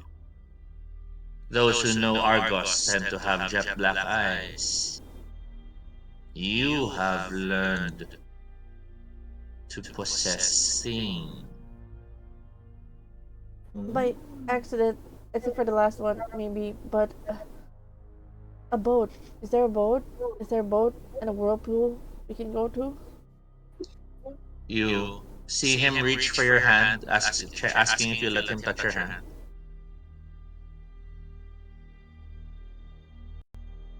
And as he holds your hand, he flips it over so you see your palm. You're a bit surprised when you look at it. You could see fine lines of parang wiring and circuitry, as if they're part of, these folds of the skin. Yeah. Imagine there's an inlaid wire. And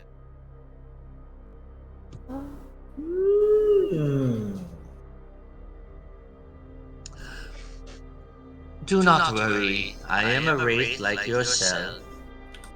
There are specters here in the underworld, lots of them.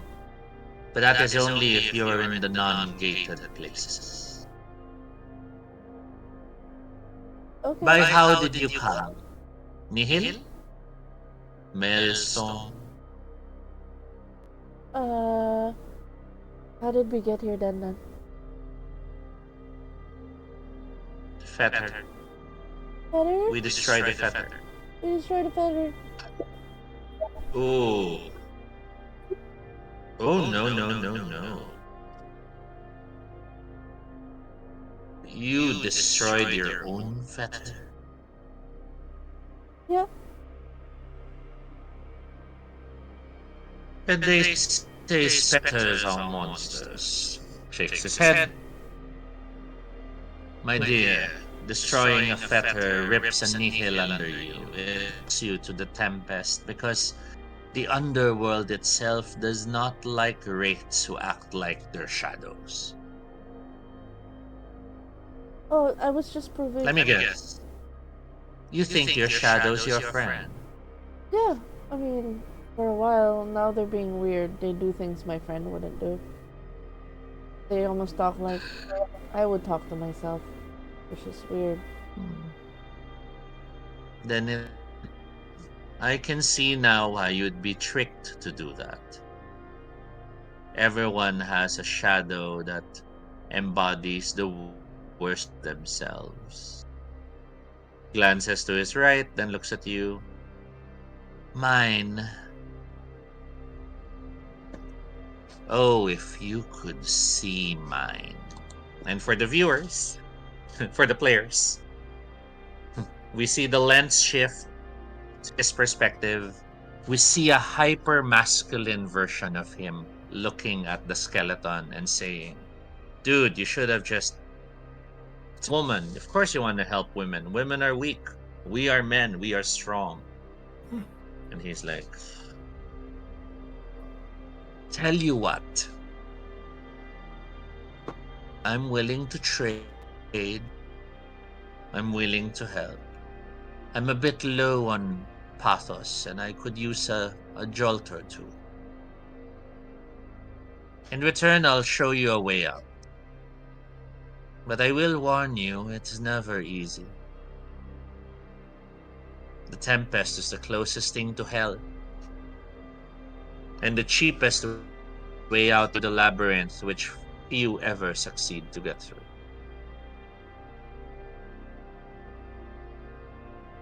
Okay. How much do you need? How much can you give me? Enough to get a little bit of skin back, I hope? I will. I'll give half. I'll give him 3. You offer your hand out, and as he sees your hand, oh my. That's way too much, my dear. That would not be fair. You look like you could need it. You see him reach out and swallow part of the pathos you offer. You see flesh starting to form over the bones. He's taken 2 instead of the 3 you offer. Okay. And as his body now becomes more fleshy, he looks at you and smiles and tells you, few willingly go to the underworld, but ever since the powers that be have gone missing, The specters have taken most of the hierarchy places. The Midnight Express still runs. It can be tricky to catch, but it is the fastest way back. Your other alternative is to sail the Sunless Sea. I've never tried that. I heard it's... You see him glance to his right. It's the macho thing to do.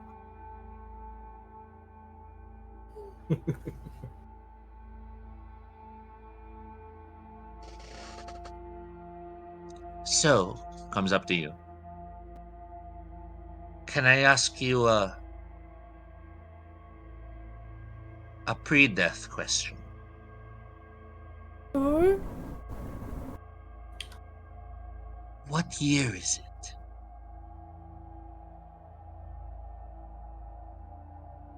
I give him the year that we declared. I think it was the present year. Is that 2024? Yes, the present. His eyes wide. 2024? So you're all living on jetpacks now and visiting Mars. Fascinating. I never knew that someone had passed already. We don't know, walang jetpack po. There's spaceships po, but we're not in Mars po. Si Elon Musk lang may gusto. Space! We actually go to space.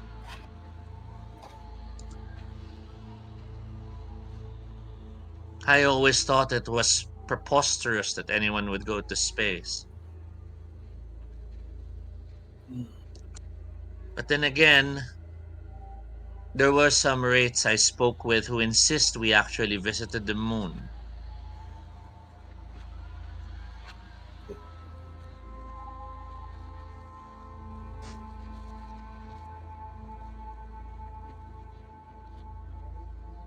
It's a long time since 1963. But I guess life does move on. Yeah. So, my turn to fulfill the part of the bargain. Boat, train, or would you rather find a hole? Boat.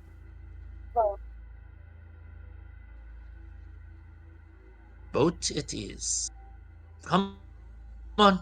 You see him walk away from the gazebo you're at, and you see him heading towards a cove by the trees. The gazebo, you realize now as you look around, it's filled with dog tags. It's like a shrine of dog tags.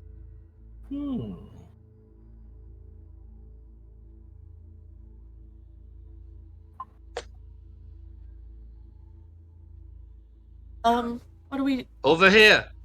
There you go. Go to that. Are you okay? I still check on my shadow, even if they've been a bit mean spirited. I go like, "Are you feeling better? We might find our way home now." Dandan's a bit quiet. You see her looking at the distance. She's probably worried about that thing who's chasing you both. Then as you turn your head, you're a bit surprised to see what's behind the tree. Your friend has a motorcycle. And it has a sidecar. Ooh! Save? Looks at you. Well, it's made from the Wraiths who weren't so lucky, but it works. Like, sit. You realize it has the consistency of iron, blackish metal, cold as you touch it. But then you start hearing the whimpers, the voices. They're still sentient and alive. I'm sorry po. But Sorry it's a po. motorcycle. Sorry po. It's a motorcycle. No faces, no eyes, no hands, nothing. Yeah, I still like treat it like But a you could hear the tabi po voices. moment. Like, tabi po. Sorry. I'm sitting on you. Sorry. The guy rides on the motorcycle, looks at you and smiles. Yeah, I forget you're new. Here in the underworld, everything's created with soul steel. It's forged from the bodies of the Wraiths who didn't fulfill their duties. The hierarchy was shit.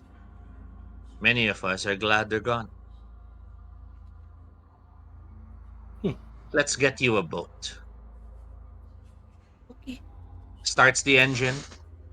So 2024. Wasn't the world supposed to end at the year 2000?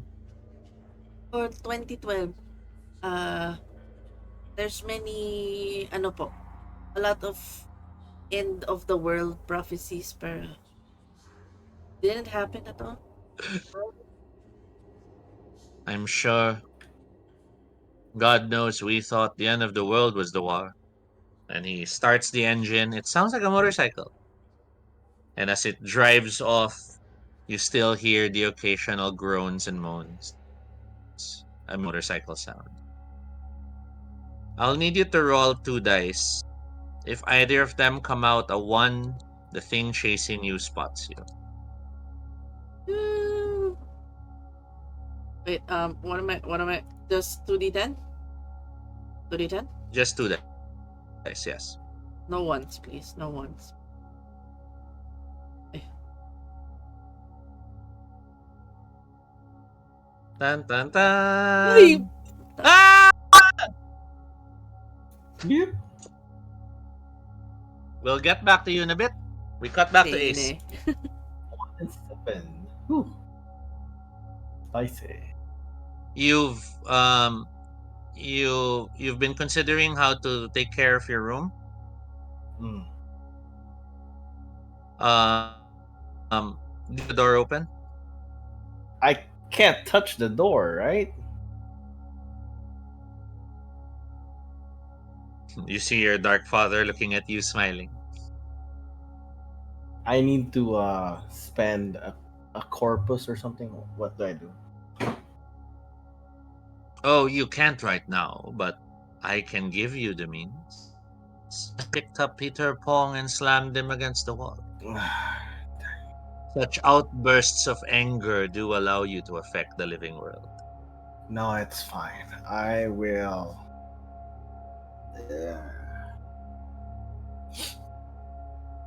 How do I? Eh.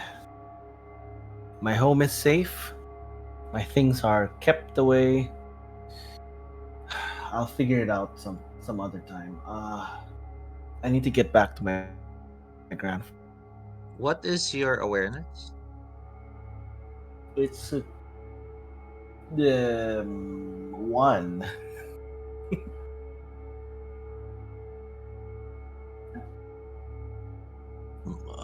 Gain one more corpus.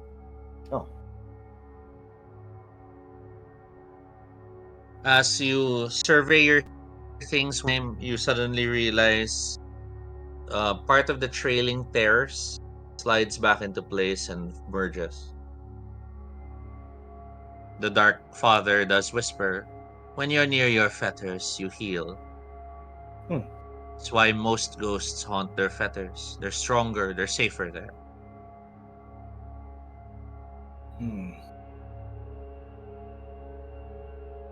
So my journal and my home. I think just your journal. Hmm. Okay. I don't think you really cared about your home as much. Well, maybe both, but more your journal. Hmm.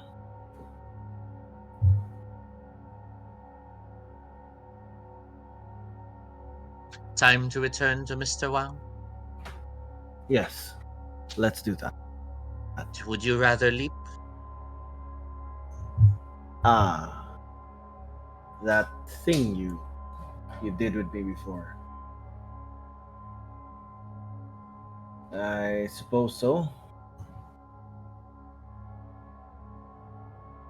I'll have you roll and um wits and awareness. So 4. 7337. Sorry, I just saw the comments. Blame the mimic. Blame the mimic. Sorry, you're all. 7337. Quick question before I continue the scene. Until what time are we playing? Mars? Yeah, it's your call, Mars. It would have to be a hard stop because I have someone who has work early in the morning. So I think another Yeah. So hour 10. We're ending at 10. or we can do 1 hour. Because I'm fine to end it at 10, but I felt like you don't want me to end at 10. So what No. time do we end? 12:30. 12:30? Okay, I'll even bring it closer. We'll end. No, I mean 12:30 my time is 10:30 your time. Turtle. 10:30, 10:30.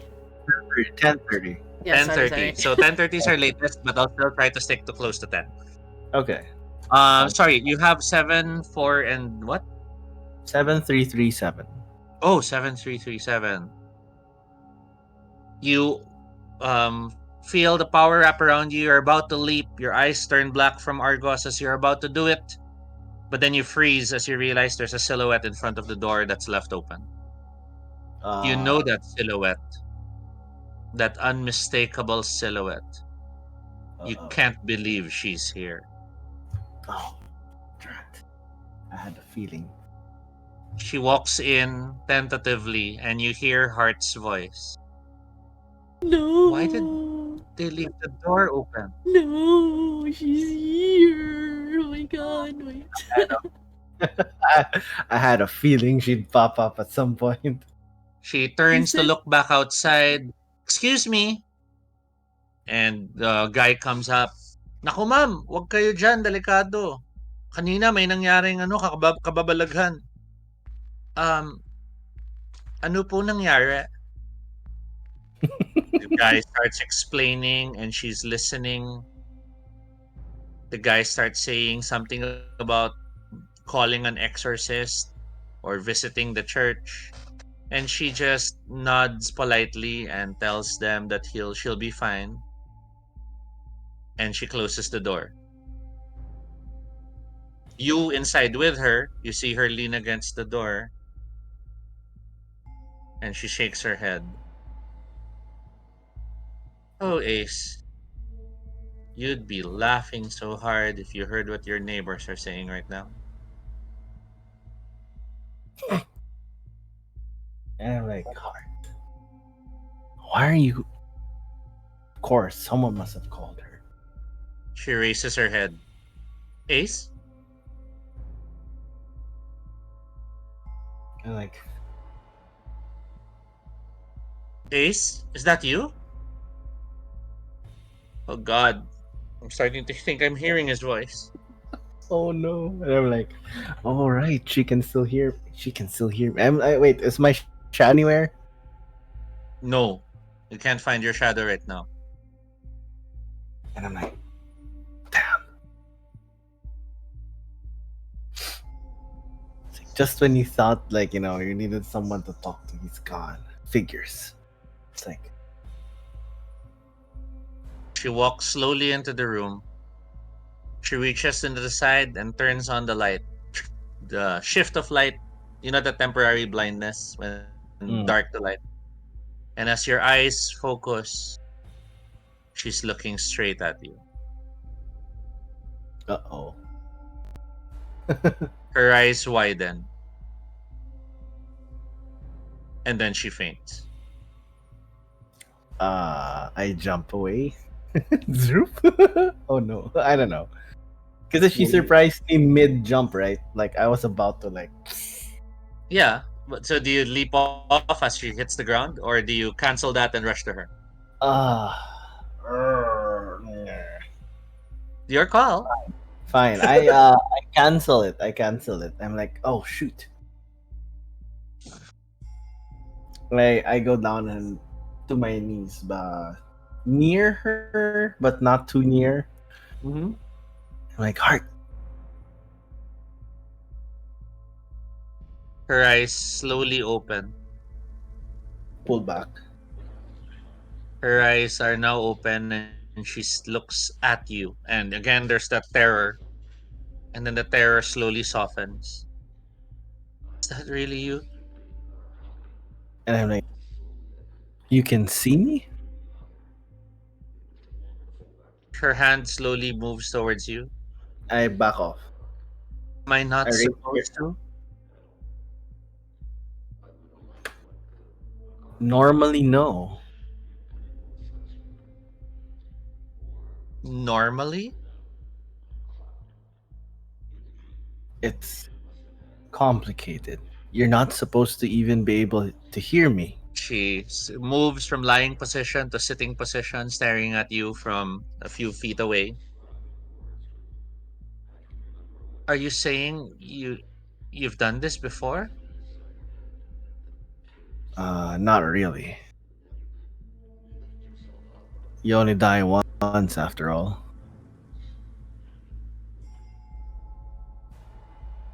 Wait, I'm talking to you. Are you telling me you're actually dead?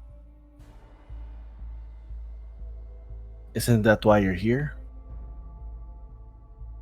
But I'm not. But I'm.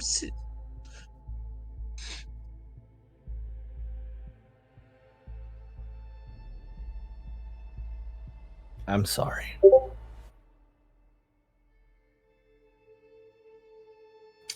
I uh I stand up and kind of like brushing myself, and I'm like, well, looks like there's life after death of sorts.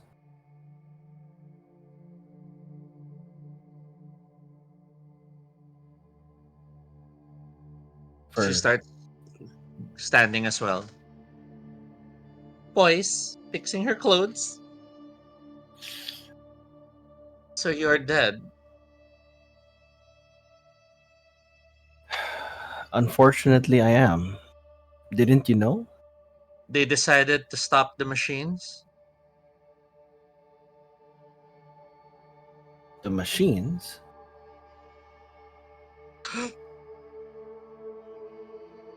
She reaches for her phone. She pulls out her cell phone.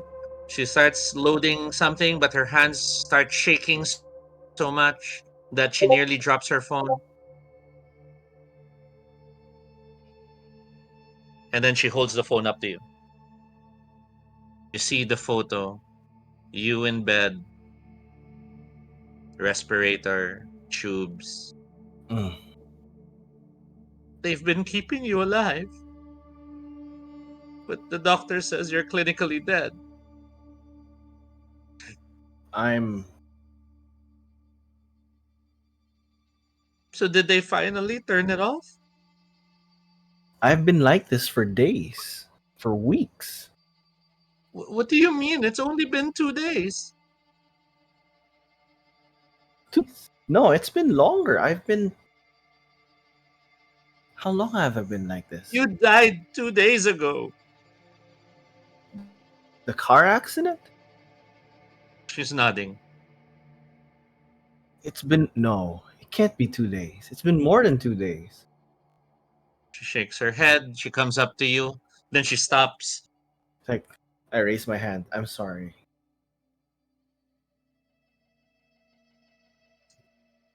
I need to know for sure.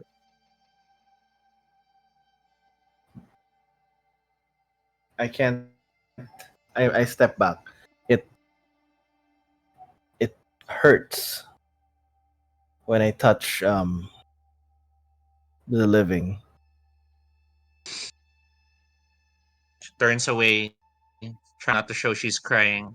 You could see her trembling with each tear. You desperately wish you could reach out and hold her. And of course, that's when you hear his voice. I can help you with that. Annoying. Look, help me Come with on, that. I can help you with that. Say What? yes. Hmm. Let's wait. I'm gonna.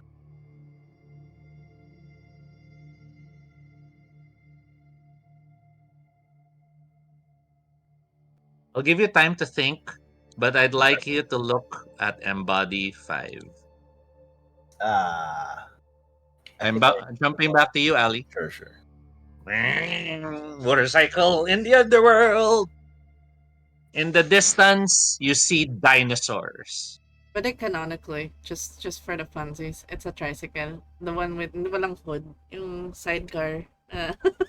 Yeah, it's the no the what was it called? Mopeds, I think. The most. Yeah, that's the. Oh my god! Well, In her the vision. race you're talking to is from the 1960s, so that's his right choice. Checks out. You're driving down in the distance. You could see like what look like brontosauruses. In the distance, you see this really sad-looking tower that reaches for the sky. To your right, you see a building that looks like it was built on stacks of books that had fallen to one side.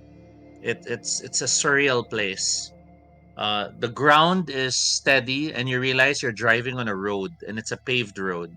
Oh god. But then on the far right side, you see what look like Roman columns, and past that, a half or partially built pyramid. Ah, So, what's your name? we have like a fever. I mean, that's assuming you're willing to share it, honey. Wag muna. I mean, not now. I'm still absorbing things that are happening. Sorry. Oh, I forget how it was the first time I went here to the underworld. You see layers and layers of the history of death, of civilizations that fell, of places that. Did you know places can die?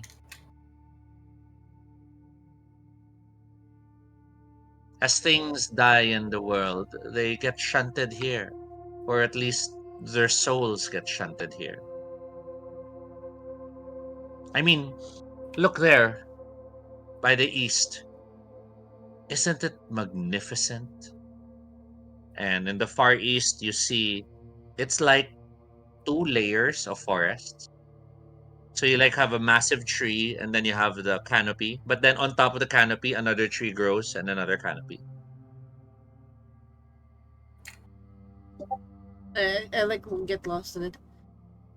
You never get tired of it when you see it, do you?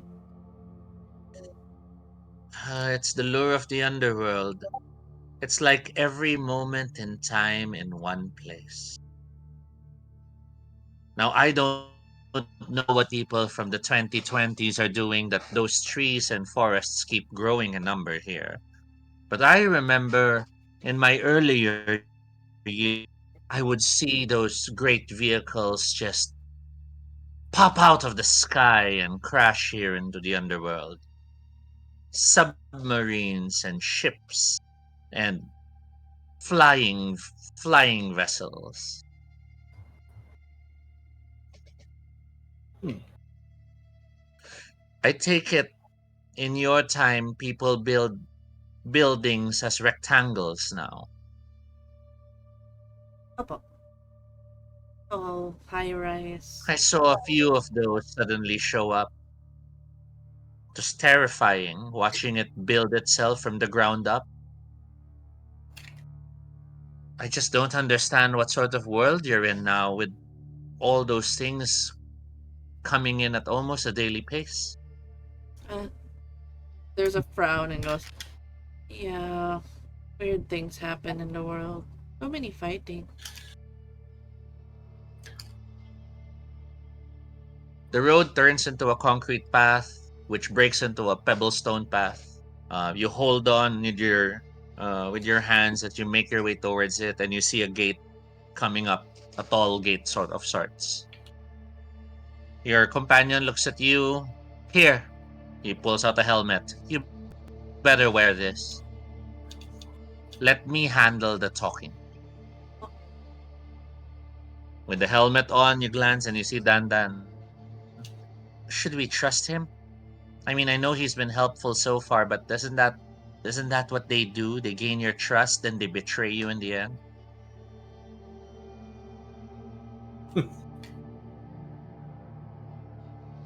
He's been helpful so far. Still trust you, even what You you don't do. even know his name. I don't even know you sometimes. But I know your intentions are Dandan good. Dandan stares at you, pouts. Motorcycle comes to a stop. You see three men who are dressed in what look like Roman armor. And you're surprised, or perhaps not completely surprised, when your driver companion addresses them. Kind centurions, we're merely passing through. We visited the underworld, and we would like to leave Stygia. One of the centurions faces the other. You see the feathers riffling in the wind. The other one looks at the other, and you see him raise an axe. You hear the axe moan as you realize it's made of soul steel as well. The man in front of the tall mutters, "The tax must be paid." Despite the hierarchy no longer being around, the tax must be paid. Of course, all hail the hierarchy.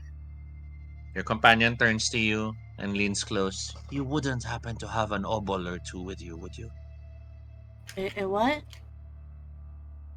You weren't buried with a coin on your eyes? No. Shit.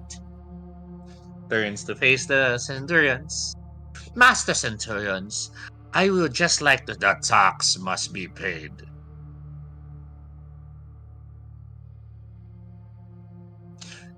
What if I barter information?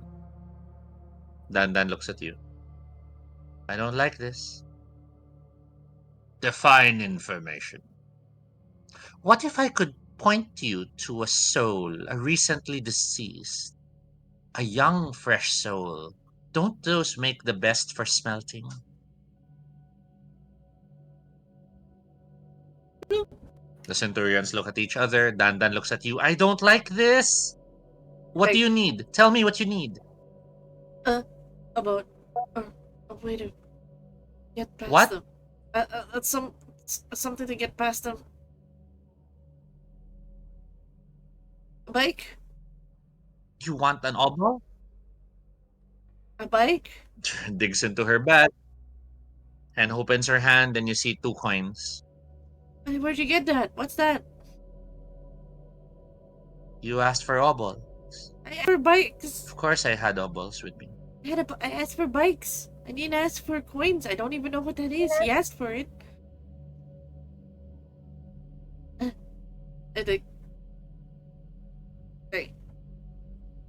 I tried to take it from her hand and tried to give it to.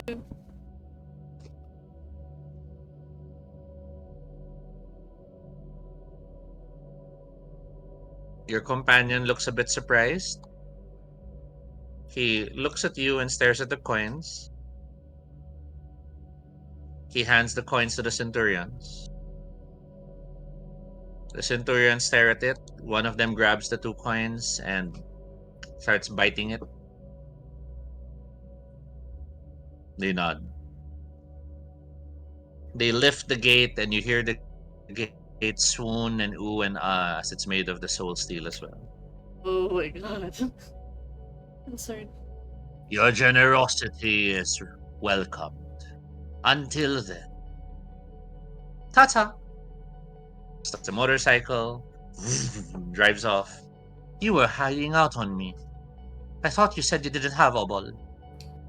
My shadow did. I didn't know. Your shadow can give you things? I think so. Yeah? You realize you're making it stronger each time you succumb. I don't know what else to do. When those things get too strong, they can actually take over your body. They can do actions that will have repercussions later on. You don't want to give your shadow more strength. Do you understand? Okay. Mine whispers me things. It knows what is to come. It taunts me with glimpses of what may happen.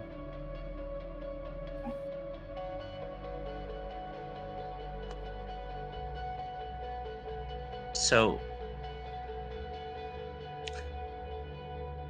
if you're Orpheus, who did you come back for?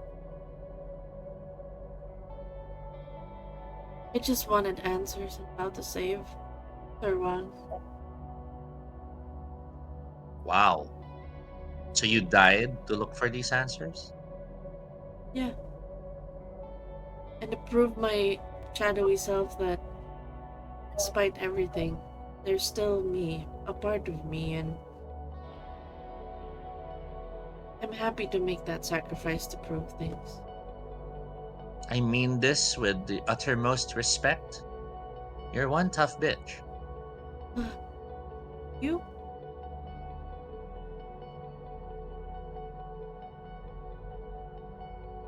Would you mind if I ask you another question? Sure. How did you die? Flashbacks to the car, me screaming as the lights flash from the other side. We avoid one car but get hit by the next truck. Car accident.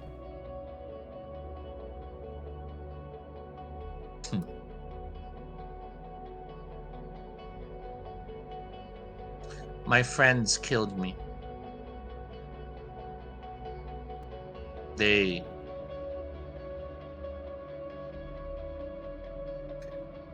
weren't too keen on the fact that one of their friends happened to be fabulous. Holds the motorcycle handles again.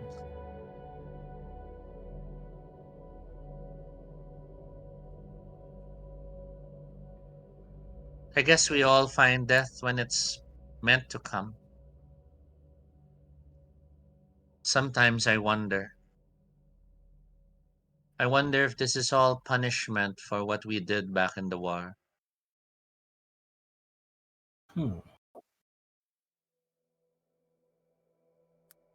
I don't know. All I wanted to be was a traitor.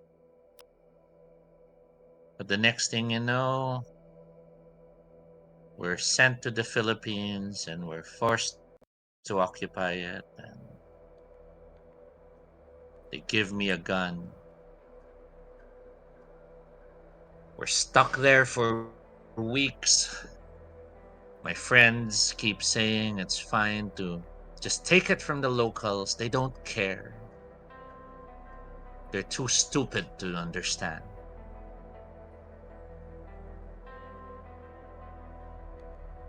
Then I see my chance to show them I'm like them, even if deep down I hate their guts. We find a soldier hiding behind the wall and I shoot him in the stomach.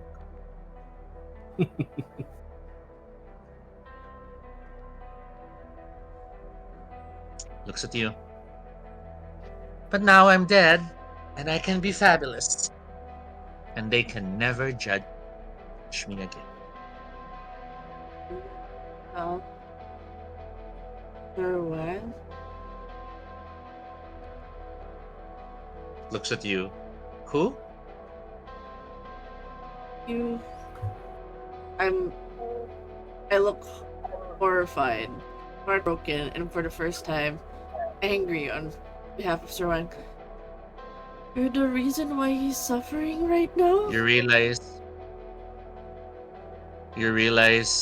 in the land of the dead where all language is one, you can't even tell his accent, you can't tell his mannerisms. They all just sound whatever you think it was. You hear Dandan. Do you need anything? Tell me what you need. The guy looks at you and smiles. I like you. It's kinda sad you're dead too, but I like you. Are You were you saying something about a Wang? are you sorry for what you did? For shooting. Sorry for what, honey? For shooting him. Shoot. He was just someone I needed that moment to prove I was a man.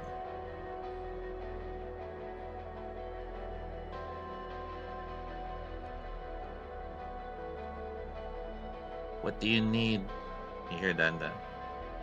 Just tell me what you need. I'm your friend. I close my He's eyes. not.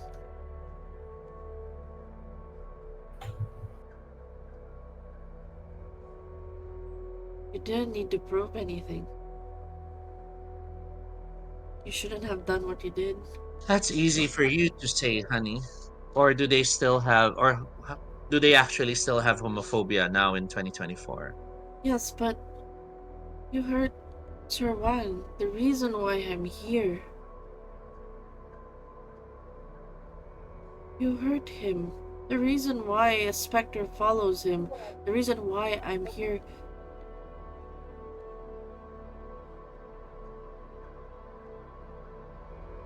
Motorcycle comes to a stop.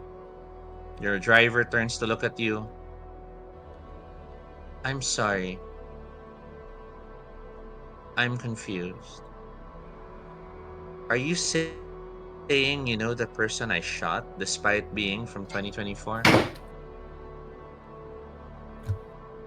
Sir Wang, he lived around that time.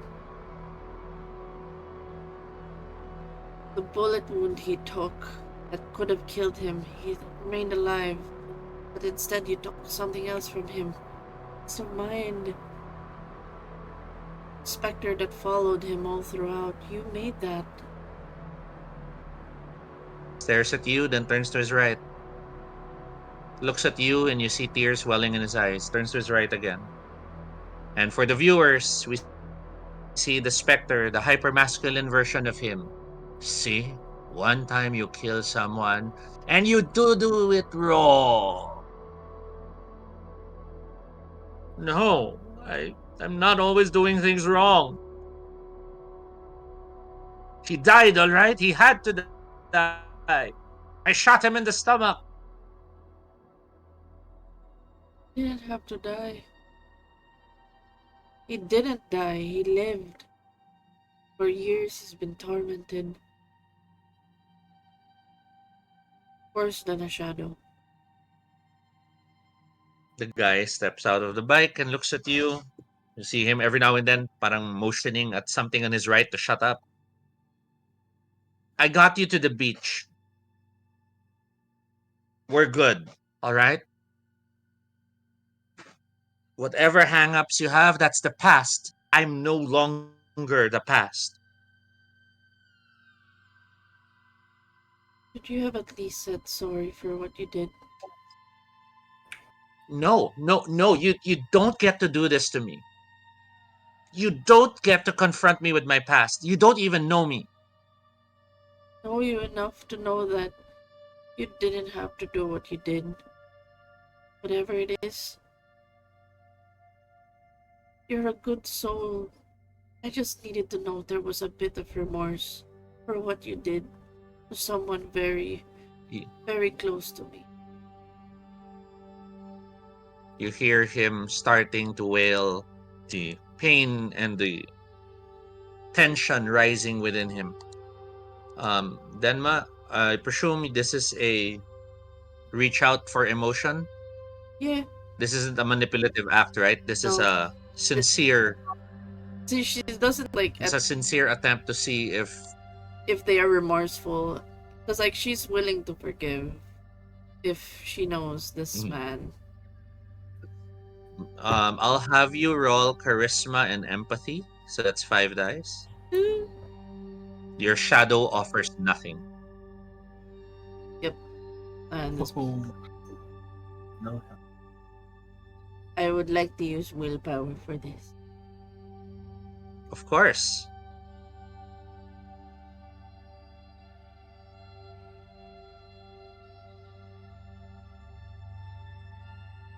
That's willpower.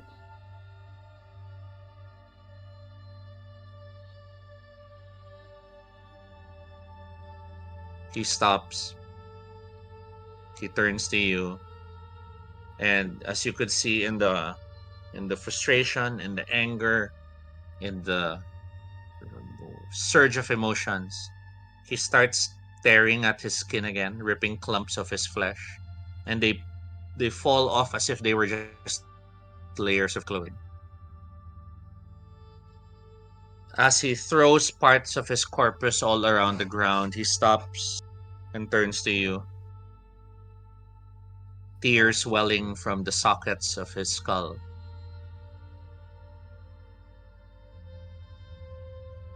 It was war, and I'm sorry I did what I had to do. But when it's war, you're not really given a choice.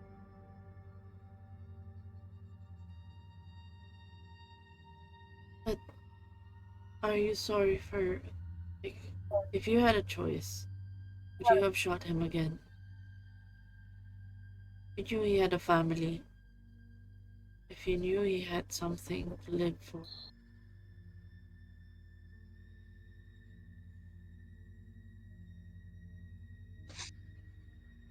No, of course not. I'm not an evil person. I didn't want to be in this war. I was just supposed to be a translator.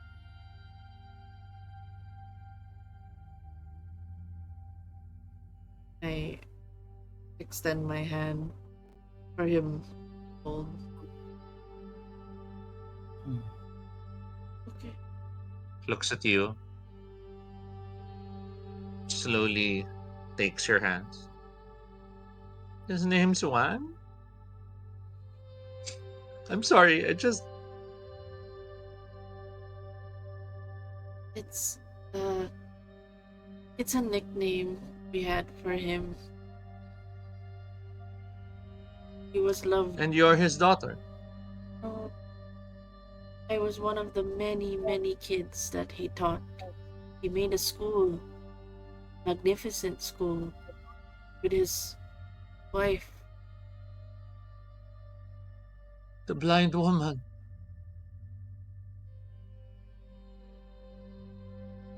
I helped her. When they were beating her up, I took her in my arms and I told them she was mine for the night. And then I just let her sleep in the corner. I stroked the back of his hands like as a consolingly. Well, the back of the bones. Yeah. There's no flesh now. Oh, okay. Yeah.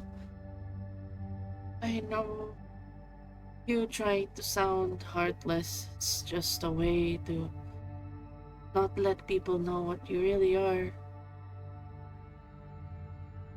You've been through a tough time, and I'll let Sir Wang know when I get back. You didn't mean to. I'd let him know. I'll have to get back and let him know that you kept Tita alive. That's the reason why she was able to patch him up that night.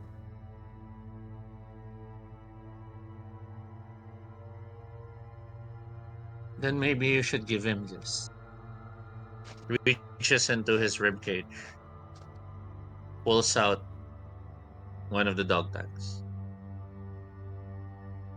As you stare at it, you see Sir Wang's full name. Ooh. When I died, they just manifested beside me. I guess I guess it was a reminder. But I think I can let go of it now.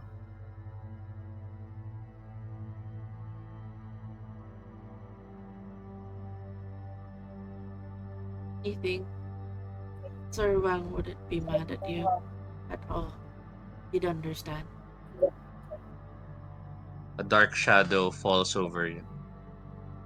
And as you look past the man you're talking to, the thing has caught up.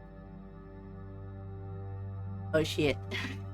It moves like a scorpion, a massive hand that moves like a scorpion, with the fingers acting as limbs. And as it closes in, we cut to you, Ace. Hmm. I can help you. Don't you want to say goodbye with a touch?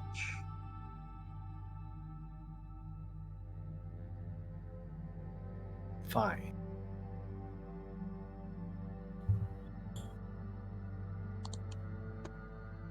Your shadow leans close and whispers. And as it whispers, your eyes widen as the knowledge and understanding simply flows in. You've learned how to materialize. You've learned that if you spend 3 pathos and 3 corpus with this power for a limited amount of time and confirmable with medical tests, you are alive. Hmm. Okay, 1, 2. All Use right. it. Yeah. Sure. As you pull in the power, as you pull in the corpus and the pathos needed, you're surprised as your shadow reaches out 5 dice to make it last longer. Might as well. All right, let's go. So your normal roll is manipulation plus 3, and then you have 5 extra dice as a second roll. Okay. So We're manipulate down to our last 30 minutes. 2 plus 3. 5. 98198. Nice. And then what 5 dice. 971. 197 103. You feel the corpus around you solidify. You feel the pathos flow through you. And then you feel the burden of needing to breathe. You feel the coldness of the floor. You feel like your body is waking up from a deep sleep. So the ngalay and the strain of needing to stretch it. You hear your bones creaking as you move. And as you look up and you stare at her, Heart stares at you and her eyes widen. Something's changed. And she does not hold back. She rushes towards you to check and touch you. I'm like, oh. You pull back by instinct, and as you pull back, your hand hits the shelf on the side. The shelf topples a book that hits a nearby lamp. The lamp clatters to the floor. And as you're staring at things, you look at her and realize you moved those things. I And did the as you hula. turn your hand, you realize you could see the sheen of sweat starting to form. And I'm like, I'm here. She does not stop. She rushes to you, plants her hands on your face. Feeling it, you feel her shiver instantly. You can feel the warmth of her body turn into cold panic. She wraps her arms around your neck and she presses her face against yours, and you could feel the tears cold and wet against your cheek. You can taste the saltiness as it hits your lips. I don't know how long I have, but I embrace her. Ace rather embrace her. How is this possible? You're alive.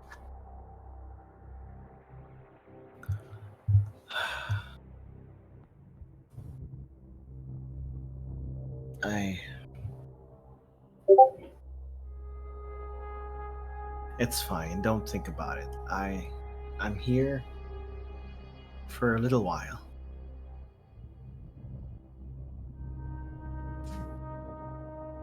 She kisses you. Mm. So Ace returns the kiss. There's a bit of a hysterical laugh. It's really you.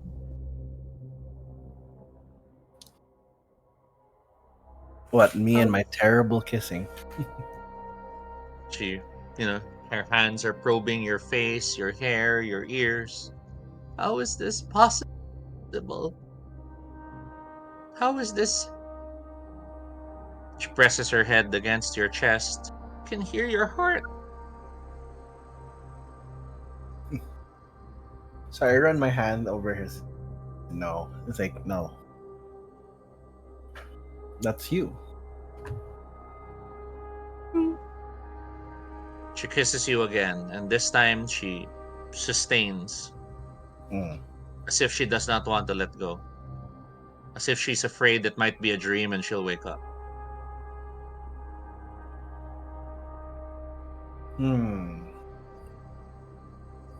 Sige. So Ace returns the kiss.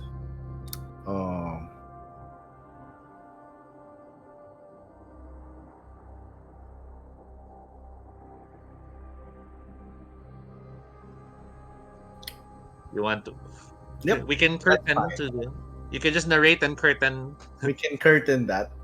So But basically, is it just kissing and we pull away, or is it kissing and an implied they make love but we pull away? It's a leave it to the audience. Pull away. It's an Inception ending. Yeah, it's like could be like kiss and then hatak sa clothes, but then we pull away. Yes. Then we continue your scene. The two of you are in bed. She's laughing, wondering if this is a miracle. You're staring at the ceiling. Everything works the way it should be. And she just pulls you close and mutters, "How long? How much more time do we have?" I don't know. But how is this possible? How are you?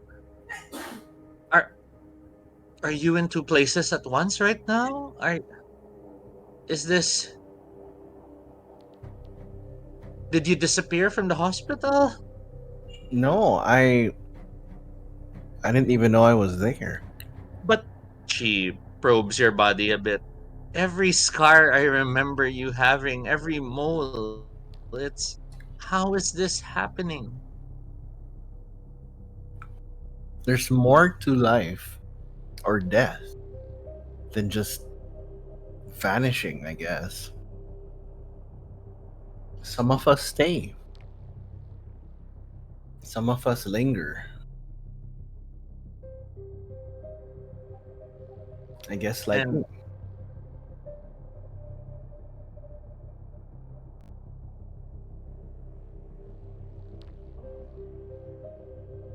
Someone's at the door.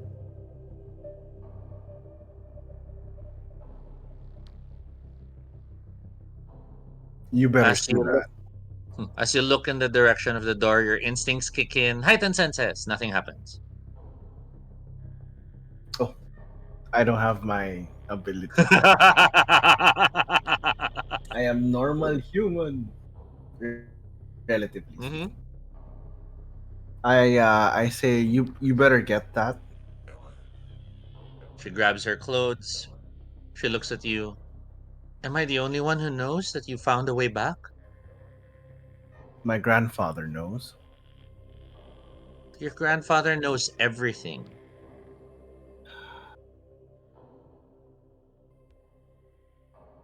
It's a long story, but She he pulls her knows, clothes on.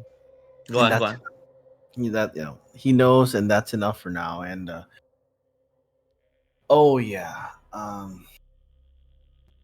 thinking about the kid, and then I Inday. just I just don't understand how your grandfather knows everything. It's almost as if he's the main character and you're just supporting roles. She makes her way to the room. That just sounds so weird. It sounds so strange. You hear the door. Heart, what are you doing here? Um, Sir Wang. I I wanted to check on. Um, are you okay, Heart? You look flushed. And then you hear another voice. Bayaan mo na. Kita mo namang emotional siya. Your mother? Oh, that's hilarious. Ano po, I'll follow na lang. I'll meet you at the hospital. Heart, can we come in? It's better we discuss it inside. Ano kasi po Gosh, ay tago sa CR. roll dexterity stealth. That's funny though. The comedy in my scenes. Okay, let's go. Dapat I should swap the music to not scary. It's not scary anymore. It's dramatic in a strange way. 6'4"? You hurry, and as you hurry to the bathroom, close the door just in time to see the two have made their way in. Marching their way into my home. I'm And just kidding. Heart seems a bit nervous and looks around and sige po, I'll get you some water. And you can hear your mom, no, we just went to get Ace's. I just can't help but shake the feeling that if we keep the journal near his body, he might recover faster. Oof. Heart naman stares at your mom and sige po, I'll get the water. And as she's getting the water, you hear footfalls moving closer, and through the bathroom door, the crack on the door, you see Sir Wang approaching the bedroom. I guess better him than my mom. You see Sir Wang glancing at the bedroom and seeing the unkept bed.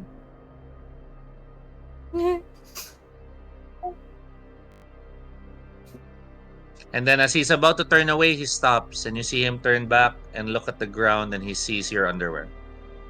Oh my gosh. That's terrible. That's funny. He walks back. What's the name of your mom again? Wait, not to be confused with my other mother. Susan. Susan, right. Susan, labas ka muna. Huh? Susan. Please. Susan heads out the door. You hear the door close. And you hear Sir Wang in a firm but softened voice so that it doesn't extend outside the unit. Anong ginagawa mo dito at may kasama kang lalaki? Oh. Oh my gosh. Heart is staring at him. Nakita ko yung damit sa kwarto. I open the door. I'm like, Gramps, it's me. By this Sir time, Wang it's not stares. on. I have clothes on.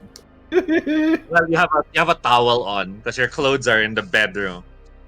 I have a towel on. Bathroom. I don't know. Sir Wang stares at you and his face grows faint and he begins to fall to the ground, collapsing in shock. Grab him, grab him. Dexterity, athletics. Oh my Ay, god. nako. And because we're nearing 10:30, we're gonna start jumping scenes. As you rush to grab Ali, you see the massive hand closing in. Oh no god. You see the soldier offering you the dog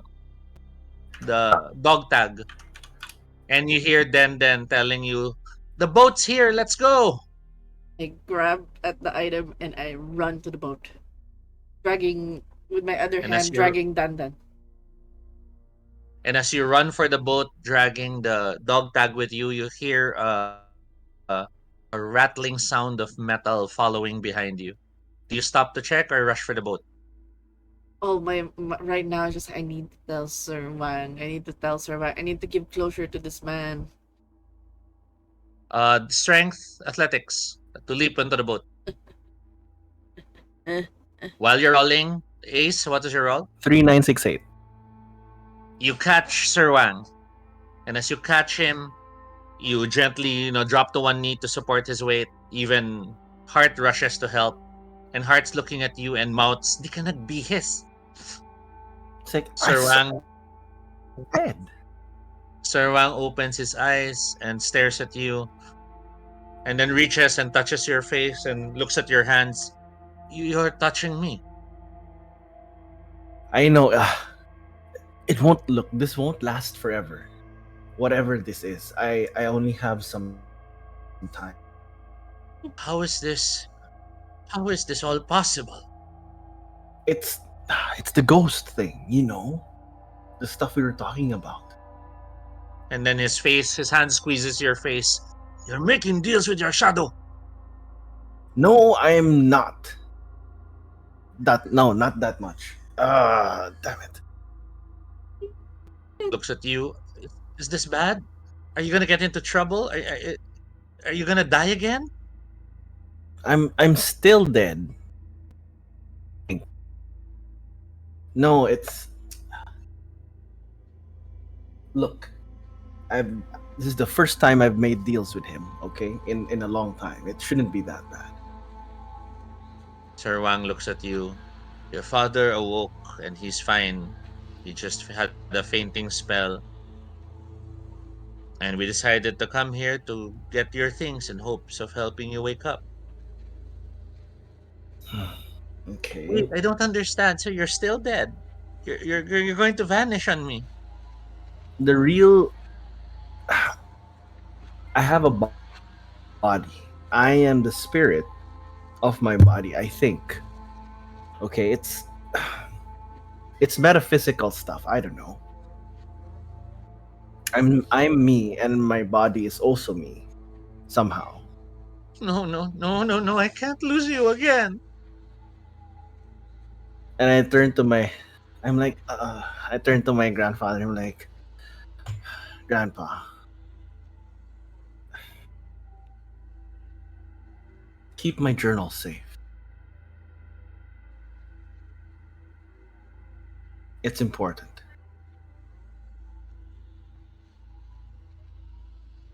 You hear scream. You and Sir Wang turn to look at her, but then Sir Wang suddenly hits the ground. Ugh, come on. And then you're standing there looking at yourself. You're fully dressed again, as if all your clothes are snapped back on you. Okay, I guess that's it. Ran out of But time. Heart is now crying, looking around, calling out for you. The door slams open, and you see your mother rush back in, this time with your father. I look at my grandfather. I'm like, "Can you still see and hear me?" You see him looking around. He is directly beside you. This time, it looks like he can. Oh, that is so weird. I'll jump back to you, Ali. You leap onto the boat, and your dice roll is 9-4. you land on the boat. And upon landing on the boat, you look up to see a black robed figure. The black robe figure has a long oar on the water. The boatman. Ooh. And as you look up, you see him reach out, asking for payment. Behind you, you hear the crashing sounds of the large monstrosity as it closes in. But then, in that same direction, a light is starting to glow very bright. What do I pay? What do I pay? What do I pay? What do you want? What would you like? The boatman simply mutters, "Oh balls." Hmm. Don't. In the currency of the dead, to leave and visit the underworld is obols. I And the don't. centurions claim it as payment. Yeah. How fascinating. Ugh. Hmm. I don't have any obols left. Or don't I gave both, right? To the Yep. center.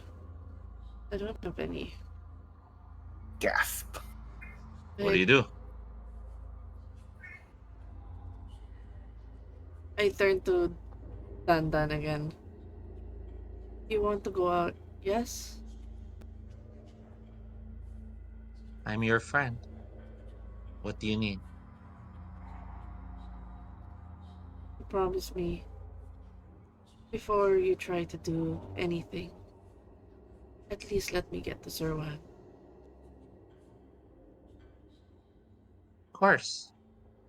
You hear the thundering sound of the monster as it rushes forward, but then you see the guy who you spoke with is suddenly enveloped in light.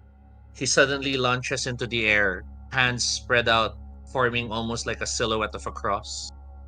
And in this brilliant blow of light, the monstrosity is forced back briefly. He then shoots up into the sky, vanishing. Hmm. Dan pulls out from the bag. You said it, right? You said what you Bubbles. need.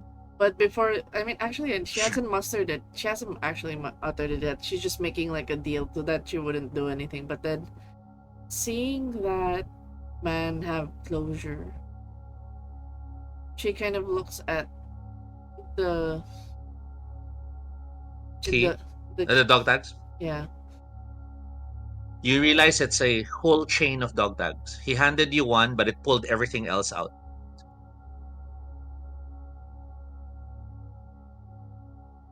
10 minutes. I'm like I kind of don't want to give more stuff to Shadow. That's the thing. Where it's like it's a Yes, conflict of player yes. interest in the character. The character will trust Dan. And that's what this game is designed to do. It's amazing, isn't it? And so I wish you would actually go, Dan, let's go home. I need you to say it. I'll need the obols for you and I to go home. And look, I only give one. Because I ride for free. I think. I hand it over to the ferryman. The ferryman takes it and looks at you. Then looks at your companion, then at you. And then mutters, "I see." And you realize you find yourself in a very small room. Where did you used to go when you were isolated? When you were told to have a timeout? Uh, in my room, I suppose. You find yourself back in your room, but it's not your room, it's just your bed. You find yourself sitting on your bed, which is on top of the bed, and you're staring at yourself, hand out, stretched out, the boatman taking the obol. Then your other hand looking at the dog tags. You see yourself look at you, and you realize it's Dan in charge of you right now. Oh boy. And you hear yourself mutter, "I'm your friend, not his," and ditches the dog tags into the Oh water. no, I'm. I want to fight this. I can't. I'm actually very angry at Roll this willpower. shadow. Roll willpower. Roll willpower. Roll willpower. I don't have much now. It's only 2. Yes, you only roll the current. It's really tough. I'm sorry, but that's Wraith. I'm gonna be so sad if I roll the 1. Good luck. Oh. Nothing. You're fighting. You're fighting. Roll 2 more dice.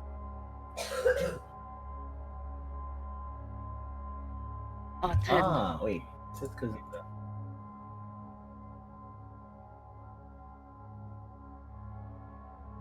It's a 10. No. Failure in your mind. I can't fight this. I can't. Your eyes close, and for that briefest moment, you remember Sir Wang for the first time telling you, you're promising. There's a hidden strength in you. Don't ever give up. And your eyes open and you leap forward. And as you leap off the bed, roll a dexterity athletics. This is your second to the last roll for the game. Oh, 5.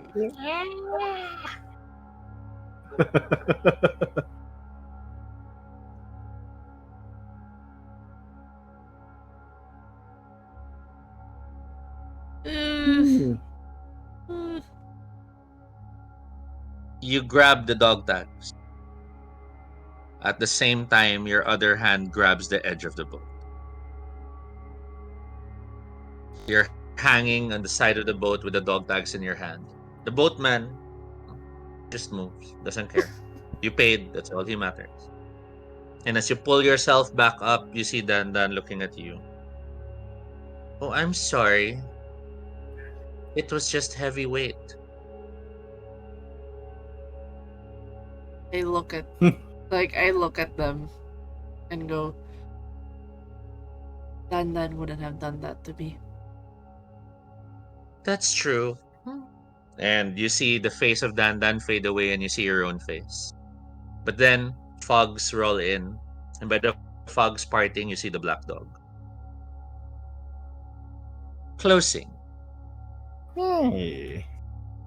You find your way back, Ali, because the boats of the boatman actually visits different parts of the world where death happens.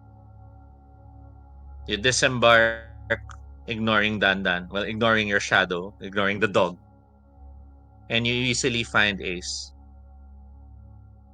The two of you in this closing scene are in the hospital. Oh. Your bodies have been in medically induced support, medical life support. Clinically, they should be dead, but they have kept the machines running. The machines. The two of you are realizing neither Sir Wang nor Hart seem to see you anymore. The two of you are the only ones who see each other. You could hear them discussing. Hart is giving this playful, they're still alive. They're medically they're dead, but I promise you they're alive. I know they're alive. We have to hold on and let them heal. Your father, of course, this is too expensive. We cannot pay for this. How long will we keep doing this with no sign of anything? Even the experts have already said there's nothing happening. Your mom is pleading, but of course not offering anything more concrete because your mom always says yes to your father. Sir Wang has been quiet, and occasionally you would hear her whisper, Ace, Ali. But he would look around and not see either of you, even if you're directly in front of him. Ace, Ali.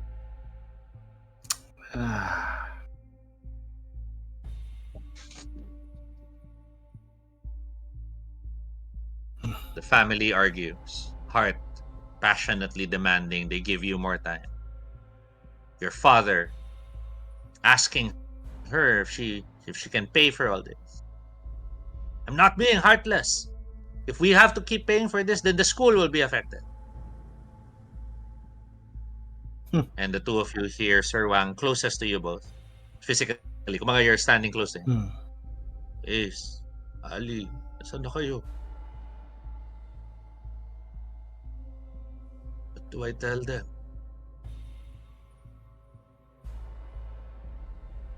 What's the best next step?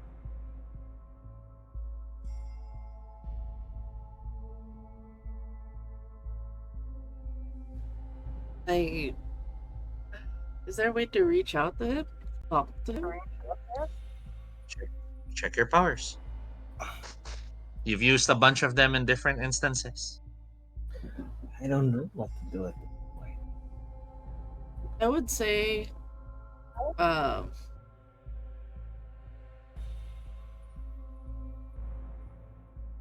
I'm like, maybe we are still alive. I'll We're still. probably do keening and hum a song that's tied to Rosie at the moment. Like, Okay. just What to emotion do you want to bring up? comfort, acceptance that whatever they decide, it's okay. But Okay. it's a You way. have your possible role.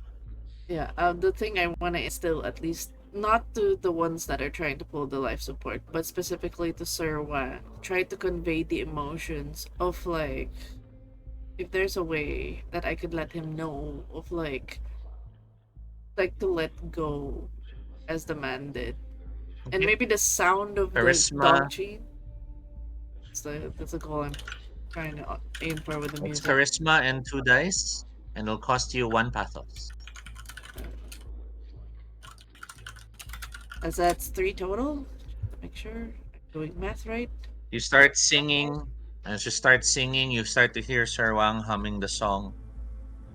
You see him closing his eyes as he hums the song. You see Ramon turn, and Ramon starts humming the song and walks up to Sir Wang and embraces his father. As they're humming it, Heart turns to your mother, and your mother's surprised when Heart starts humming it. Your mother smiles. You know the song too. Siyempre, Ace used to hum that to me also when I was sick. And all of them are now humming the song, feeling more compassion than anger. Good job on controlling the scene, but let's bring this home. Ace, what do you do?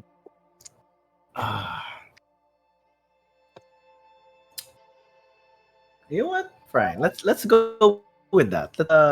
I can. Did that song ever have lyrics? Sure, let's make it Livia and Rose. Well, whatever the song is, Wait, sige, kantahan ko ano na pa lang rin, din. so it keeps the Filipino theme with a smile by Eraserheads. You'll get by That with a yeah, but smile. that would be too forward. That's too far. Well, anyway, but Hmm. yeah, it's yeah, kasi Vibe. ito to be an old, Yeah, supposed to be an, this is a 60s ano eh. So it's an old song. Oh wait, yeah. we Well, have to go for whatever the all. song is, Okay, you start singing the lyrics. yes, kasi You're yung whis- whispers you're with whispering the whispers. lyrics, so who hears it? Ah, Are you targeting everyone? pwede ba yan? Well, yes, but remember the last time many saw an apparition? Oh, no apparition, just a Yeah. whisper. Yeah, but same thing, right? If a room of people suddenly heard the voice at the same time, Sige, grandfather ko na lang. okay, make your roll. You know your Least, roll. least likely to panic. While you're rolling, um, Ali, as you're singing and seeing that the tensions are getting lower, you feel in your hand the weight of the dog tags.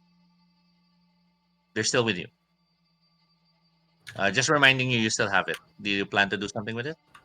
I try to. If there's a way, I will let it go. But like let it drop to the floor.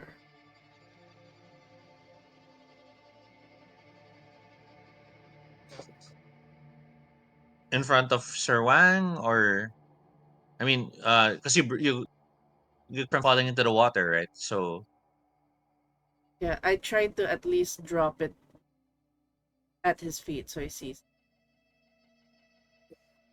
Okay. No roll needed. You drop the dog tags, and as they fall, all except one dog tag vanishes. Sir Wang turns and sees the thing on the floor, and as he turns that, he hears the first whisper, your first line, Ace. It's the lyrics. You have you have Whatever. 5 phrases. So you use the first one for lyrics. Yep. Sir Wang stops as he hears the lyrics. He hears you humming and singing the lyrics of the song that Rose used to sing to you. And in his eyesight, he can see the dog tag. He reaches down and picks it up and stares at the dog tag, and his eyes widen as he realizes this was the dog tag he wore when he got shot. And he could hear Rose's song. Mm-hmm. Tears well in his eyes as he clutches the dog tag tight in his hands. Ali, second to the last action because we're not rolling anymore. It's 10:33. Seeing that the emotions are there, Sir Wang, you're both reaching Sir Wang and it's communicating. Mm. What do you say though? What message do you want them to do? Is this let go or is this hold on? He's she remembers the specter, the dark passions that held on for so long. She's gotten to the point where she found the stories and she finds no anger towards her shadow. She doesn't want to hold it against them on what they did. She doesn't want to more or less like in a way she realizes she's okay now. And she says let go. It's okay to let Do go. you want do you ask Ace to whisper that to Sir Wang? I would just I guess like Seeing for Ace us able to whisper? I would just say it's cinematically that it'll be audible for Ace and it's up to Ace if he says it. Where I say it's okay to Awesome. let go. That's awesome. Ah. And as you mutter that, um, you hear them singing. You hear a knock on the door, and as you look up, to your surprise, more visitors arrive. You see Memeng. You see the students. They all have been brought with her. She mentions, "I'm sorry to intrude. I just felt parang nagparamdam siya sa amin." And they're like, "Sige, pasok kayo, pasok kayo." Right together. Ace, you're second to the second of 4 messages. What do you say?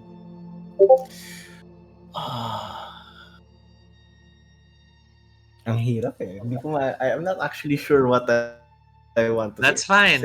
That's the Kasi point of the game. kasi on one hand, it's like, yeah, I'm at peace with either way, however this goes. Like, if they let it go, maybe the specter goes. But if we want to live, then we'll live it for all we got.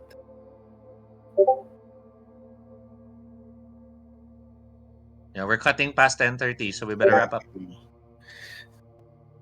I look at We need to let Mars get sleep. yeah, true. I look at Ali or Ali's character, and I'm like, actually, that's what I tell her. I will be at peace with whatever happens. But if they also want us to live, I don't know. Don't we owe that to try to them? He smiles Ali? and he goes, thing is, I'm happy where I'm at. But you have a legacy. I put a hand, if I could put a hand on the shoulder, and On Ace, yeah. And I will actually, if it's possible, just expend all the emotions of like gratitude, thankfulness, and just pride to just like seeing a side of this my senior that I've never seen before. Like I understand why he's parang you are Sir Wang's grandson in a sense. And I shove him. I shove him. Like we'll be on two separate directions. I let go, you hold on. That's what I tell him. I let go, you hold on. You shove Ace as you pull back, and as you pull back, you find yourself falling into the dark arms of Mr. Jigsaw. Mr. Jigsaw looks at you, but then he shrinks and changes, and you see someone who looks familiar but isn't. A face you've never seen before, but you innately know it is Sir Wang's been born brother. He stares at you and smiles, and you see him glancing at Sir Wang, holding the dog tag, and then placing the dog tag in his stomach. Oh boy. Mr. Jigsaw, now human, offers his hand to you. I think I think we both can go. Ooh. I go. Ali. Ali, right? Papa. He smiles, and as he takes your hand, door slams open. Everyone's startled. They all look, and you see Dan Dan. Sorry! She walks in, and she says, may kasama po ko. Oh, I hope okay lang. And Ali, the No. person you called, walks in the room.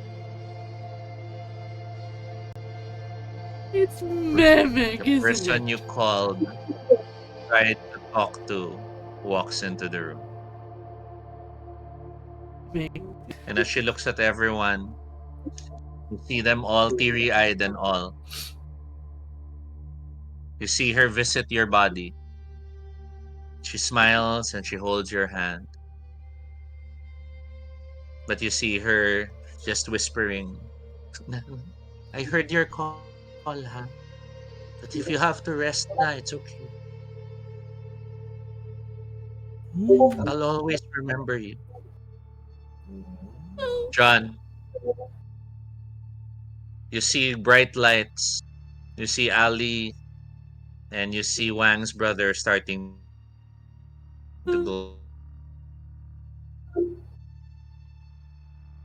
You look at yourself and you realize you're not glowing. You feel a hand grab yours. A hand. And as you turn, you see Sir Wang looking at you. Did you keep your promises to me? My promises. You took care of the neighborhood, yes? Yeah, I guess I did. You gave me a grandson. I I don't know. But the school will be in good hands. Yes? I ano tawag nun? I clench his hand.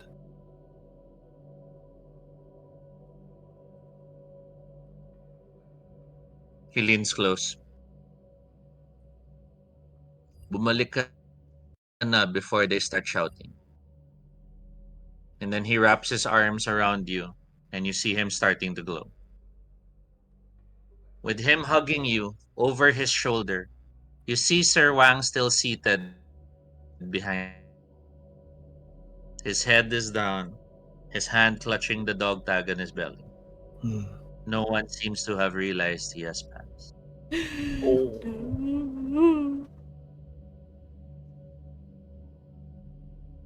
Sir Wang looks at you and smiles. You make me very proud. So you say pathos is what allows us to build our corpus? Yeah. He reaches his hand towards your body. Then you better be there when it's fixed. Okay. So, sige. Ace turns back to his body. And, Ace! Show my son who's boss. I will. And you feel as he lights up just like Ali and the others, you are thrown into your body. The machines go haywire, the chaos ensures. Epilogue. Mm. It has been weeks since the incident. Mm. You are at the cemetery, and Dan is there with a basket of flowers. The students are already all there waiting with the two new people you haven't really met yet, but they were supposedly from the tutorial and someone who Ali had called Mm. even while she was comatose in the hospital. Hmm. They're all currently at the gravestone. And as you arrive and see them all there celebrating her memory, talking about their stories and what she taught them and all this and that, you hear your mother, Ace, ano ka ba? Iniiwan mo asawa mo, buntis at lahat. Tulungan mo nga. Heart, of course, is, Ma, it's only been a month. Ano ba? And she walks up to you. Iba talaga family mo, ha?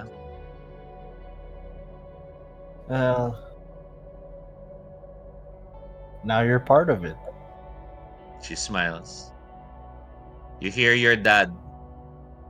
Oh, Ace, saan ko lalagay yung mga upuan? That's funny. Because he's not letting you carry it. You came from a coma, of course. Mm. This is fine. Chairs are set up. You all gather. Stories are shared. Part of you wonders if Ali can hear this. If she's still around. But that's already done, right? She was a ghost. So does that mean all the visits to the cemetery are pointless because everyone transcended already? Well, you never know. Hart looks at you. You're laughing again. What are you thinking about? No. A friend. She looks at you. I still can't get over the fact that we had our baby while you were a ghost. That's quite a story to tell, isn't it? And you, Denma? Yeah. Yeah. The bright light asks you one question. Would you like to stay home now? Or would you like to try life again? And we'll end the story there. It's a good clip. The roller coaster. Oh my god. And that ends Magnificent Sir Wang, our cozy Wraith the Oblivion game. We went over by 16 minutes. I'm sorry. I tried. No, it's Okay. it's alright. Okay, it's good. It's fine. Well, for me anyway, sorry. Si Mars yung ano. Mars, Sorry, bakit Mars. naman Mars? It's okay. It's good. I just want to tell everybody thank you for joining this finale. Thank you as well, Toby, for just It is making great. this all Group come hug. together. All the hugs. I was feeling the stress if Yeah. my shadow was gonna fuck shit up. I was like, I was doing the good girl route. God damn it, I know it was gonna fuck me up, but it was good. It was good ending. And like I knew that Ali Oh, was gonna die. She's too nice. She can't. She'd rather help like a tortured soul. Like she'd be the one to help him find ease in a sense. So like, but again, thank you guys. Thank you for the people that have tuned in, checked in, and just followed this magnificent story about death. And Indeed. it was a it was a fun time because like there's a lot of So like heavy, but it's so no actually it's good. It's a good way to explore death because that's a really tough thing. I think it's a good way to, especially for personal stories like this, it's really good to process your own feelings about it, and like knowing the separation of like dealing with your shadow self, dealing with the regrets you might have, the voices in your head that just puts you down, and then like and the closure of like choosing life or choosing to let go, that they're both valid choices. And I like that how it was presented in the story. It's not like shoehorned like, oh, you have to live again, or if the character chose to go, that's like respected. If the character chose to That's how fight they for go. the family, so it's like I love that this game was just allowed for a lot of choices about death, and I like that it's a good topic, and it is really good. It's a good feel Yeah, good. I like that when you bent forward, it's the harrowing in your background. I know. Oh, You're there. Harrowing. But the yes, background. for those who want to relive the emotions and all the things, this will be in YouTube. But actually, before we end, I don't mind spending a bit of this, since this is the end. I want to pick Yes. everyone's brain on, and even chat can join in on what they like the Yes, most chat. about this 6 episode run. What is it that you like the most? What is the thing that stuck to you?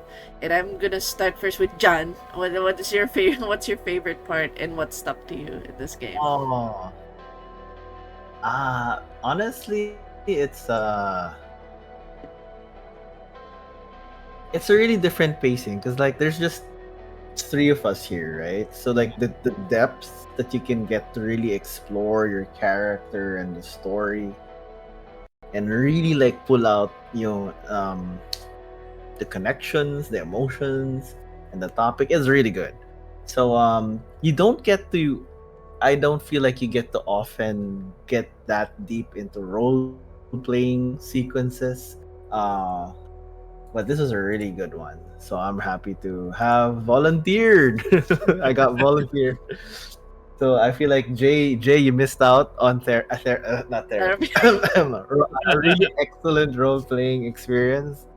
It was a really good time, Lo. and Okay. very glad to be here. So great game, Yay! very good, Yay! highly recommended. Yeah. Uh, I'll give one to Toby before myself. Ikaw. Ikaw muna. What did you like? What stuck with you? Sure. So I did not the ending. I just had notes that Sir Wang, the things that held Sir Wang back were these. And then Heart, the thing that Heart wants to do is this. And I had these notes in mind. And then as the story was flowing, I was like tapping them whenever I needed something to move forward, right? So Mm. like the Peter Pong moment, it was a chance to finally get back at him for what happened. But at the same time, siya pala yung cause ng neighborhood drama because he's stealing, diba? And this and that. So when when the ending came and John, you were like, parang, but we should give it a chance. It's up to them to decide. Then that's when I felt okay. I can have Sir Wang pass that moment and give that ending, but it was not planned. It was really in my notes. In the end, it says up to the players. Yeah. Which is a um, great I, play. yeah, I loved how you two both um really embraced the concepts of the game, which was explore death, explore it as a person and not as a superhero and not as a diba? Kasi it's easy to think, oh, the if this was a movie, the protagonist would do this, but then you allowed yourself to go, no, but personally, I won't because that's not what I would do, even if it's the right thing to do. And that for me made the game really work because the temptations, diba? You hated it, but you knew you needed it. And and that's where the push and pull becomes so real. And I'm very grateful that you both embraced that concept. Um, the the challenge of teaching the system while we play was definitely there, but I love that it became more meaningful because the characters were learning what they were doing as we go through it. So it felt very natural as well. And then Yeah. lastly, I will have to extend thanks to What Dreams May Come, which was a large influence of how the story unfolded. The Robin Williams movie that also explored that. So, Oh yeah, that um, was so heartbreaking. back to you, Oh, Mars. yeah. Si Everything that's been Nair may got volunteered. got voluntold. No, I'm sure John Volunteer willingly naman. joined. Volunteer yan. It was a legit volunteer. Yeah. So I mean, for me, I'm glad that I got to explore this. Like, in a way, it's like I didn't know the system too well, and like it's like World of Darkness is known for its high concept, and this is Yeah. like I thought, like, you know, they had a joke for changing the laws is like trauma the game where you deal with trauma, and this one's like you deal with death, and there's a lot of things.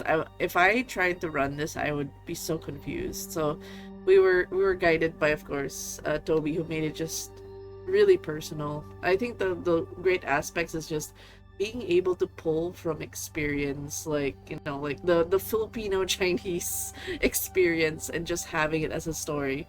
And it's very difficult to play a really nice character, like knowing you're getting fucked over in a sense by your shadow. It's like in my brain, it's like, I want to fight this shadow. I want to, like, you know, you can't, you know, I see through the deceit, fuck you. But you know, I have to play with this character who's like trying to be kind and trying to understand. Like, I understand my shadow does this, and I had to fight back my own anger of like, I would have beat the crap out of myself if I did that to myself. But this character is different, so embodying that character, like, I want to be mad, but Ali wouldn't be mad. Ali would try to understand, like, oh, why did they do that? The thing is, they'll be like, no, no, I'll hold on, but I won't take offense to the dog trying to bite me. I'll pet it again. Yeah, one of these days, DM Toby needs to direct a movie. Yes, like the way he deals with cinematics is so good, and I'm just thankful for this game. Like, in a way, it's a good, like, cozy, lighthearted feeling. I'm okay with dark themes. The only thing that I felt frustration is the conflict between the player interest and the character interest, and I always have to lean, like, I have to give in to the process of, this is what my character would not, like, I know there's a negative connotation of this is what my character would do, but sometimes the player's own interest can mar the experience. So you have to, like, okay, this is my character. They wouldn't do that. I know I would do this, but my character would do otherwise. So it's like allowing that experience to happen was really good. But I love the story so far, the plot twists, and it kept me up for nights and knowing that, you know, I'm sad it's ending, but I'm glad there's closure. So yeah, if you guys want to relive the the feels, the emotions, you can check it out on YouTube soon. I'll be uploading these 2 episodes.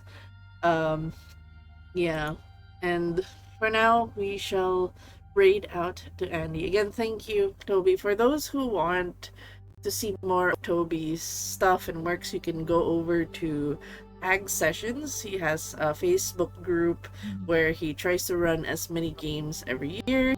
I think he's planning to do more campaigns on the last 2 months, 3 months of the year, and then more plans for 2025. So please do check out his Facebook. And of course, John's around. You can see him in Kabilang Dungeon and Level Up Game Nights. So again, thank you guys. We shall raid out to Andy. I think it's perfect after a spoopy game, a spoopy session. We raid on over to somebody who's playing Silent Hill 2, which is all about, you know, it has its own themes. I love That's- it. So, Its own thing. yes, we'll just call this Wraith raid. No, actually, Mumu feels raid. That's how I'm gonna call it. It's so much feels. Where is this? Trying to find a generic sadness face. Where is it? Where are you? Tears raid. Ears raid, yes.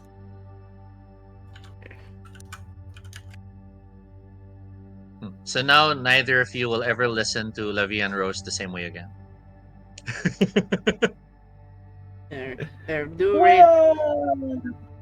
the raid. Go raid this. It's happy tears. It's closure. It's just with death. It comes and goes. We can have wonderful stories about it. So we'll see you guys next time. Thank you again for joining us.